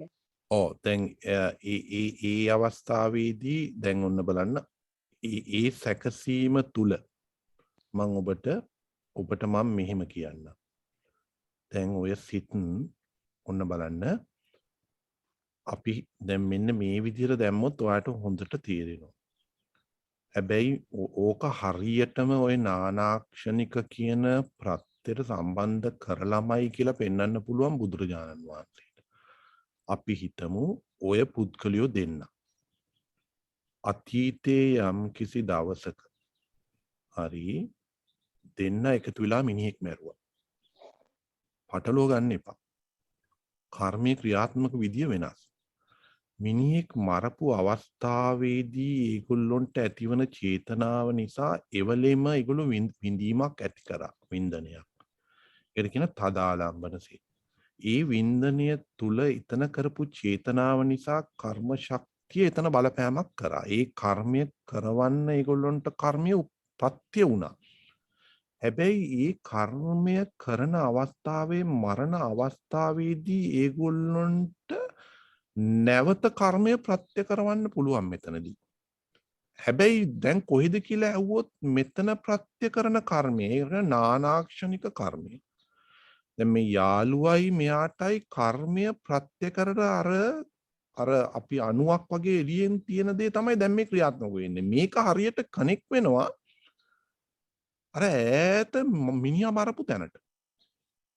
මේ මිනිහා මරපු තැනදී ඇතිවන ඇත්තට මේක හුරුවක් කියලා දාගත්තොත් හරි. මේ මරපු තැනදී කරපු අවස්ථාවේදී නිකන් හුරුවක් වගේ මේ දෙන්නගේ සිතටම යොමු වෙනවා. මේ දෙන්නගේ සිතට ඒ අවස්ථාව, ඒ කියන්නේ මේ මරණ අවස්ථාව මේ දෙන්න එකතු වෙලා කරේ. දැන් මේ දෙන්නගේ සිතට ඒක විපාක දෙන්න එනවා කියලා තමයි අපි විවාහය කියන්නේ. නමුත් එතනදී මේ කර්මයේ කියන කර්මය උපකාරයක් වෙනවා. හැබැයි කොහෙන්ද ඒක එන්නේ කියලා ඇහුවොත් බුදුරජාණන් වහන්සේ කියන අන්න අතන මිනිහම අරුපික තමයි වාට පළ දුන්නේ කියලා කියනවා. බුදුරජාණන් වහන්සේ ඒක දන්නවා. ඒ කියන්නේ ওই නානාක්ෂණික කියන දෙවෙනි කොටස. එතකොට මෙතනදී මේ යාළුවට සම්බන්ධ වෙන තැන ඇත්තටම කර්මයේ කොහෙන්ද එන්නේ කියලා බැලුවොත් අර අවස්ථාවේ හුරුවක් තමයි මෙතනට එන්නේ. දෙන්නටම එන්නේ ඒකයි. මේ දෙන්න එකතු වෙලාම දැන් යනවා. යනකොට මේ දෙන්නට මරණය සිදු වෙනවා. ඒක තේරෙනවද? ගැලවෙන්න පුළුවන්ද? ගැලවෙන්න බෑ. ඒකෙන් ගැලවෙන්න බෑ. ඒක ඔබටත් බෑ මටත් බෑ. මේ අවස්ථාව ප්‍රඥාව යොදවලා ගැලවෙන්න බෑ. හැබැයි නුවණින් හිටියොත් ඒක තමයි අකුසලයෙන් වළකින තැනේට අකුසලයේ පැත්තට ඇදිලා යනවනම් අපි යන්නේ නැතුව ඉන්නවා. වාරණා යන්නේ. මොකද එයා එතන නැහැ. හැබැයි එතනදී යාට ඒකත් වළක්ව ගන්න පුළුවන් ප්‍රඥාව තියෙනවා. හැබැයි මෙයා කියන ඔබ බණාණ්ඩ කැමති කානේ මිලා පන්සලක් ළඟ ඉන්නේ යන් කියලා පන්සලට ඇදන් යන්නේ. දැන් ඒක වළක්වන්න පුළුවන්ද? බෑ. මෙයාගේ සිත කුසලයට නේ ඇදිලා යන්නේ. මෙයා කිසිම කෙනෙකුට ඒක ඔබටත් බෑ මටත් බෑ ඒක වළක්වන්න. යනවා. මැරෙනවා. බුදුරජාණන් වහන්සේ ඉස්සරහට ගිහින් ඇහුවොත් වෙනවා කොහෙද කියලා බුදුරජාණන් වහන්සේ කියනවා මේ දෙන්න එකතු වෙලා අන්න අතන මිනිහෙක් මැරුවා. ඒකට ආපු අපි සාමාන්‍ය විවහාරදී විපාකයක් කියලා කියන්නේ ඒ කතාව නෙමෙයි. ඒක තමයි මුගලන් මහරහතන් වහන්සේටත් වෙන්නේ. ඒක තේරෙනවද අහපු එක්කනට? ඔව් අජිත් තේරෙනවා. දැන් එතෙන්දී අපි හිතමු බණක් අහන්න හෝ යම්කිසි යහපත් චේතනාවක් සඳහා ගියා කියලා. ඔව්. එතකොට ඒ වගේ අවස්ථාවකදී ඒ අකුසල් ශක්තියක් එන්න පුළුවන්ද? දැන් ඒ අවස්ථාවේදී ඒ කියන්නේ දැන් හොඳ චේතනාවක් හොඳ කුසල් ශක්තිය නැත්නම් කුසල් සිතක් තියෙන්නේ. එතකොට ඒ වගේ අවස්ථාවක එහෙම අකුසල් විපාකයක් නැත්නම් ඒ ශක්තියක් තමන් කරා ළඟා වෙන්න පුළුවන්ද? ස්ථිර වශයෙන් පුළුවන්. මොකද ඒකේ තමා එතනදී කරන කුසලයේවත් අකුසලයේවත් කරපු කුසලවත් කරපු අකුසලයක් ඒ විපාකයට බලපාන්නේ. ඒක තමයි මම කිව්වේ මුගලන් මහරහතන් වහන්සේ කෙනෙක් කොච්චර ප්‍රඥාවවත් එතනදී බලපාන්නේ. ඒක වළක්වන්නම බෑ. ඒක තමයි හරි උත්තරේ. ඒක කොහොමත් වළක්වන්න බෑ. ඒක තමාගේ සිතේ හෝ ඥානයක් පාවිච්චි කරලා ඒක වළක්වන්න බෑ. ඒකට අපිට මුහුණ දෙන්න වෙනවා. හැබැයි අපි සාමාන්‍ය එදිනෙදා ජීවිතයේ සෑම කෙනෙකුම පින් කරනවා. හැබැයි ඔකේ ශක්තියක් තියෙනවා. නැවතත් ඔය යන කර්ම ශක්තිය හිතන්න එපා. ඕකට අඩුවට විපාකයක් දෙන්න. අපි කියමු දෙන්නට ගහලා මරණ වෙලාවේ ඔබට ජීවත් වෙන්න වාසනාව ලැබෙනවා අරයට නැහැ. ඒක වෙන්නේ කොහොමද දන්නවද? ඊ අතර කාලය තුල ඔබ කුසල් කරලා ලොකු පින්කම් කරලා තියෙනවනම් අරකේ බලපෑම අඩු වෙන්න පුළුවන්. ඒ ටික තේරෙනවද? ඔව් අජිත්. දැන් තේරෙනව නේද? ඒ කියන්නේ හැම පැහැදිලි නේද ඒක? පැහැදිලි හොඳට තේරුම් ගන්න ඒ කිව්ව ටික. ඒක නිසා කර්මයට දිනන්නම අවස්ථාව දීලත් නැහැ. අපිට තියෙන හැකියාවන් අපි ඔබ කිව්ව කුසල් සිත් තියා ගන්නවා කියලා කිව්වේ අතරදී අපි මේ භවයේම අපි හිතමු ගොඩක් පින් කරනවා. දැන් ඔය කර්මයේ අපිට එනවා කියලා හිතමුකෝ දෙන්නටම එනවා. යාළුවා දන්නේ නැහැ. මම දන්නෙත් නැහැ. මම කරන වැඩේ හෙන්නට පින්කම් කරනවා. ඒ කියන්නේ මිනිස්සුන්ට කණ්ඩ දෙනවා, අරව කරනවා, මේව කරනවා. දැන් ඒක සෙට් වෙවි තියෙනකොට අර අවස්ථාවට කර්මයට මතුවෙන්න ඉඩ දෙන්නේ නැහැ. අර යාළුවට එතනට එන්න දෙන්නේ නැහැ. ඒ වෙලාවේ යා ලොකු යනක දන්සලක් දෙනවා. දැන් තේරුණාද මග හැරෙන විදිහ? ඔව් අජිත් හරි. තා ප්‍රශ්න තියෙනවා නම් අහන්න. අජිත් තව කිව්වා වගේ හරි. දැන් එහෙම ගියා පන්සලට ගියා දැන් ගහනකොට යාළුවා මැරෙනවා. ඔයාගේ ඕම් කරපු කුසල් හින්දා හරි මේ ආත්මේ ගොඩක් කුසල් කරපු හින්දා ඔයා මැරෙන්නේ නැතුව යන්තම් ජීවත් වෙනවා. එතකොට ඒ වෙලාවේ කුසලයේ ඔබගේ මනසෙන් එළියට ආපු කුසලයක්ද? නෑ. ඒ අවස්ථාවේදී ආපු කුසලයක් නෙමෙයි. ඒක ඒ අවස්ථාවේදී ප්‍රඥාවෙන්වත් ඒ අවස්ථාවේදී කුසල් කළවත් ඒ අවස්ථාවේදී මුකුත් කරලවත් බෑ. හැබැයි ඒ අවස්ථාවේදී ස්ථානෝචිත නුවණ යොදවන්න පුළුවන්. ස්ථානෝචිත තැනට අනුව නුවණ යොදවන්න පුළුවන්. තැනට ස්ථානෝචිත ප්‍රඥාව කියන බුදුරජාණන් වහන්සේ හැම කෙනෙකුටම කියනවා තැනට අනුව නුවණ. තමන් හෙන්න කපටි වෙන්න. අන්න භාෂාව කපටි වෙන්න. ඒ කියන්නේ මේ ලෝකයේ තුල ඉන්න තැනක් පාසා කපටි වෙන්න කියලා අපේ භාෂාවෙන් මිනිස්සු කියනවා කපටි වෙන්නේ. මිනිස්සු වැරදි පැත්තට ගන්න කපටි වෙන්න. කපටි වෙන්න කියන්නේ ස්ථානෝචිත ප්‍රඥාව යොදවන්න. ඉන්න තැනේ වටේ කවුද ඉන්නේ? මං අර කියලා තියෙන වගේ වාහනයක්වත් පාක් කරන්නේ නැහැ හෝම්ලස් මෑන් කෙනෙක්ගේ වාහනේට යහපැත්තේ. මේ ළඟදිත් මං දැන් වාහනයක් පාක් කරන්න යනකොට මං එබිලත් වෑන් එක ඇතුලේ බැලුවා මේ මිනිහා හෝම්ලස්. ගහන්න තැනක් නැති නිසා එතනම ගැහුවා. හැබැයි ඩේන්ජරස්. ඌ වාහනේ කඩන්න තියෙන ඉඩකට වැඩි. එතනදී වාහනේ ගහන වෙලාවේ ස්ථානෝචිත ප්‍රඥාව. ඒකින්ද ඉන්න හැම විටියෙම ස්ථානෝචිත ප්‍රඥාව යොදවන. දැන් බෝම්බ පුරුණු දවස්වල මොකද වෙන්නේ? මම සත්‍ය විදිහට ඔබට කියනවා. මම බස් එකේ යනකොට මට පාසලයක් එහෙම නැගලා එහෙම අමුතු විදියට මිනිහෙක් හිටියාම ඒ මිනිහා දිහා හොඳට බැලුවොත් මට හිතුනොත් මූ නිකන් කොටියෙක් වගේ කියලා මං ඊළඟ හෝල්ට් එකෙන් බහිනවා. මං ඒක දා ඉඳලම කරනවා. ඒ කියන්නේ ස්ථානෝචිත ප්‍රඥාවෙන් අවබෝධයෙන් අවට හොඳට විමසිල්ලෙන් ඉන්නවා. එහෙම ගැලවෙන්න පුළුවන්. හැබැයි සමහර දේවල් තියෙනවා එහෙම කරත් ගැලවෙන්න බෑ. හැබැයි ඒකට නොපෙනෙන කරපු දෙයක් නිසා එන විපාකයක් තව හොඳ දේවල් කරලා නොපෙනෙන විපාකයේ සැර අඩු කිරීම තමයි කරන්න පුළුවන්. තව හොඳ දේවල් කරලා. හැබැයි රහත් වුණාම ඒක කරන්න බෑ. රහත් වුණාම කුසල් පින් කරන්න බෑ. ඒක නිසා මේ ලද අවස්ථාවේ හොඳම දේ හැකි සෑම විදියටම සිත තුළ පින් කුසල් කරගන්න බලාගෙන ඉන්න එක. විමසිල්ලෙන් ඇතුලේ පැල්පදියම් කරලා කොන්ක්‍රීට් දාලා මිනිස්සු හිතනවා ඉඳලා හිටලා මේ දානයක් දුන්නාම අපි සුගතියේ උපදේ කවදාකවත් වෙන්නේ නැහැ. ලේසියෙන් වෙන්නේ. මොකද ඒ අය කෙරෙහිගේ අතහැරීම කියන සිත තුළ කොන්ක්‍රීට් එකක් වගේ පැල්පදියම් වෙලා නැහැ. ඔබ මිනිස්සු දන්නවා මම අර ඊට ඉස්සෙල්ලත් කියලා තියෙනවා කඩේ මුදලාලි ඔය කොල්ලෝ රැළ එකතු වෙලා යන්නේ මුදලාලි ගෙදරට. මුදලාලි හොඳට බිස්නස් කරනවා. හැබැයි මුදලාලිගේ සිතේ අතහැරලා තියෙන්නේ. දෙන්න ඕන කියන දේ තියෙනවා. කොච්චර මුදලාලිලා ඉන්නවද ඔහොම දන්සල් කාලට. කොල්ලෝ ටික මොනවද කියන්නේ? අප්පෝ අරු ළඟට යන්න එපා. ඌ කුණු ලෝභය සමහර වෙලාවට දෙනවා සමහර වෙලාවට දෙන්නේ නැහැ. ස්ථීර වශයෙන්ම අර මුදලාලි දෙනවා. ඉල්ලන දේ දෙනවා. ඉතින් අපි එතනට යන්න. ඒ කොහොමද කොල්ලෝ ටික දන්නවා මුදලාලිගේ සිතේ පැල්පදියම් වෙච්ච අතහැරීම තියෙනවා. ඒ හින්දා අපුතා ආල් මුට්ට 10ක්. දැන් ඊට පස්සේ ටික වෙලාවකින් අර දැන් මුදලාලිට තමයි කරදරේ. ආය අනිත් මුදලාලි තව කොල්ලෝ ටික මුදලාලි අපි දන්සලක් කරන ආල් මුට්ට පාල මන් දෙන්න. දැන් ඒ මුදලාලි තුල අතහැරීම පුරුදු කරලා තියෙනවා. එයා අතහරින්න පුරුදු කරලා තියෙනවා. එයාට මේ මට්ටමේ අතහරින්න සුදුසු තැනට ආවහම එයා අතහරිනවා. දැන් තම තමන්ට ගලප ගන්න. තම තමන් අතහැරලාද ඉන්නේ කියලා. නෑ. සමහර මිනිස්සු රුපියල් 10 ඉල්ලුවක් දෙන්නේ නෑනේ. දෙන්නේ නෑ. රුපියල් 10 දෙන්නේ නෑ. ඒක දෙන්නත් ගොඩක් හිතනවා.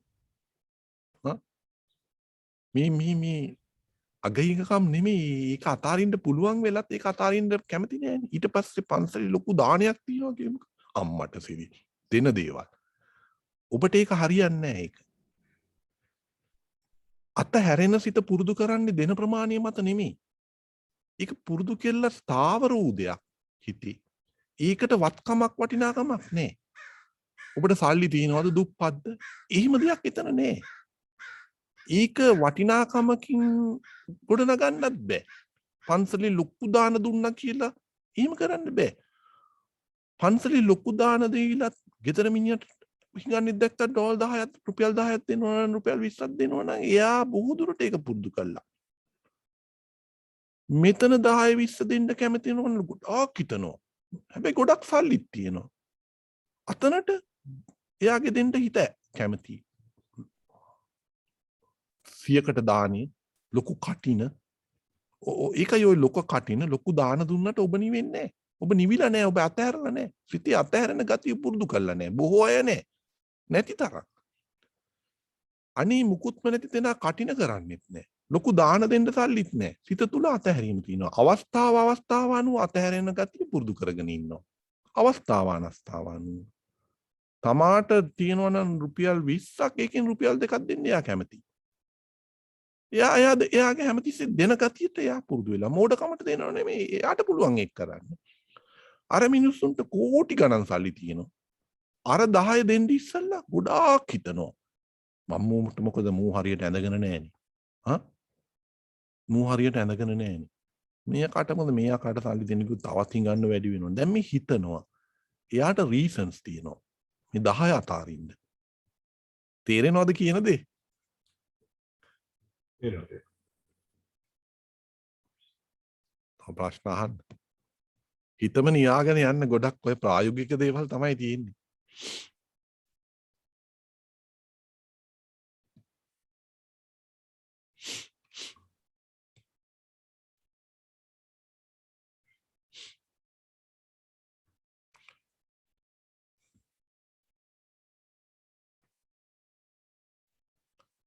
මම හිතනවා අපි ගොඩක් වෙලා සාකච්ඡා කරා ප්‍රශ්න නැති බවයි තේන්නේ.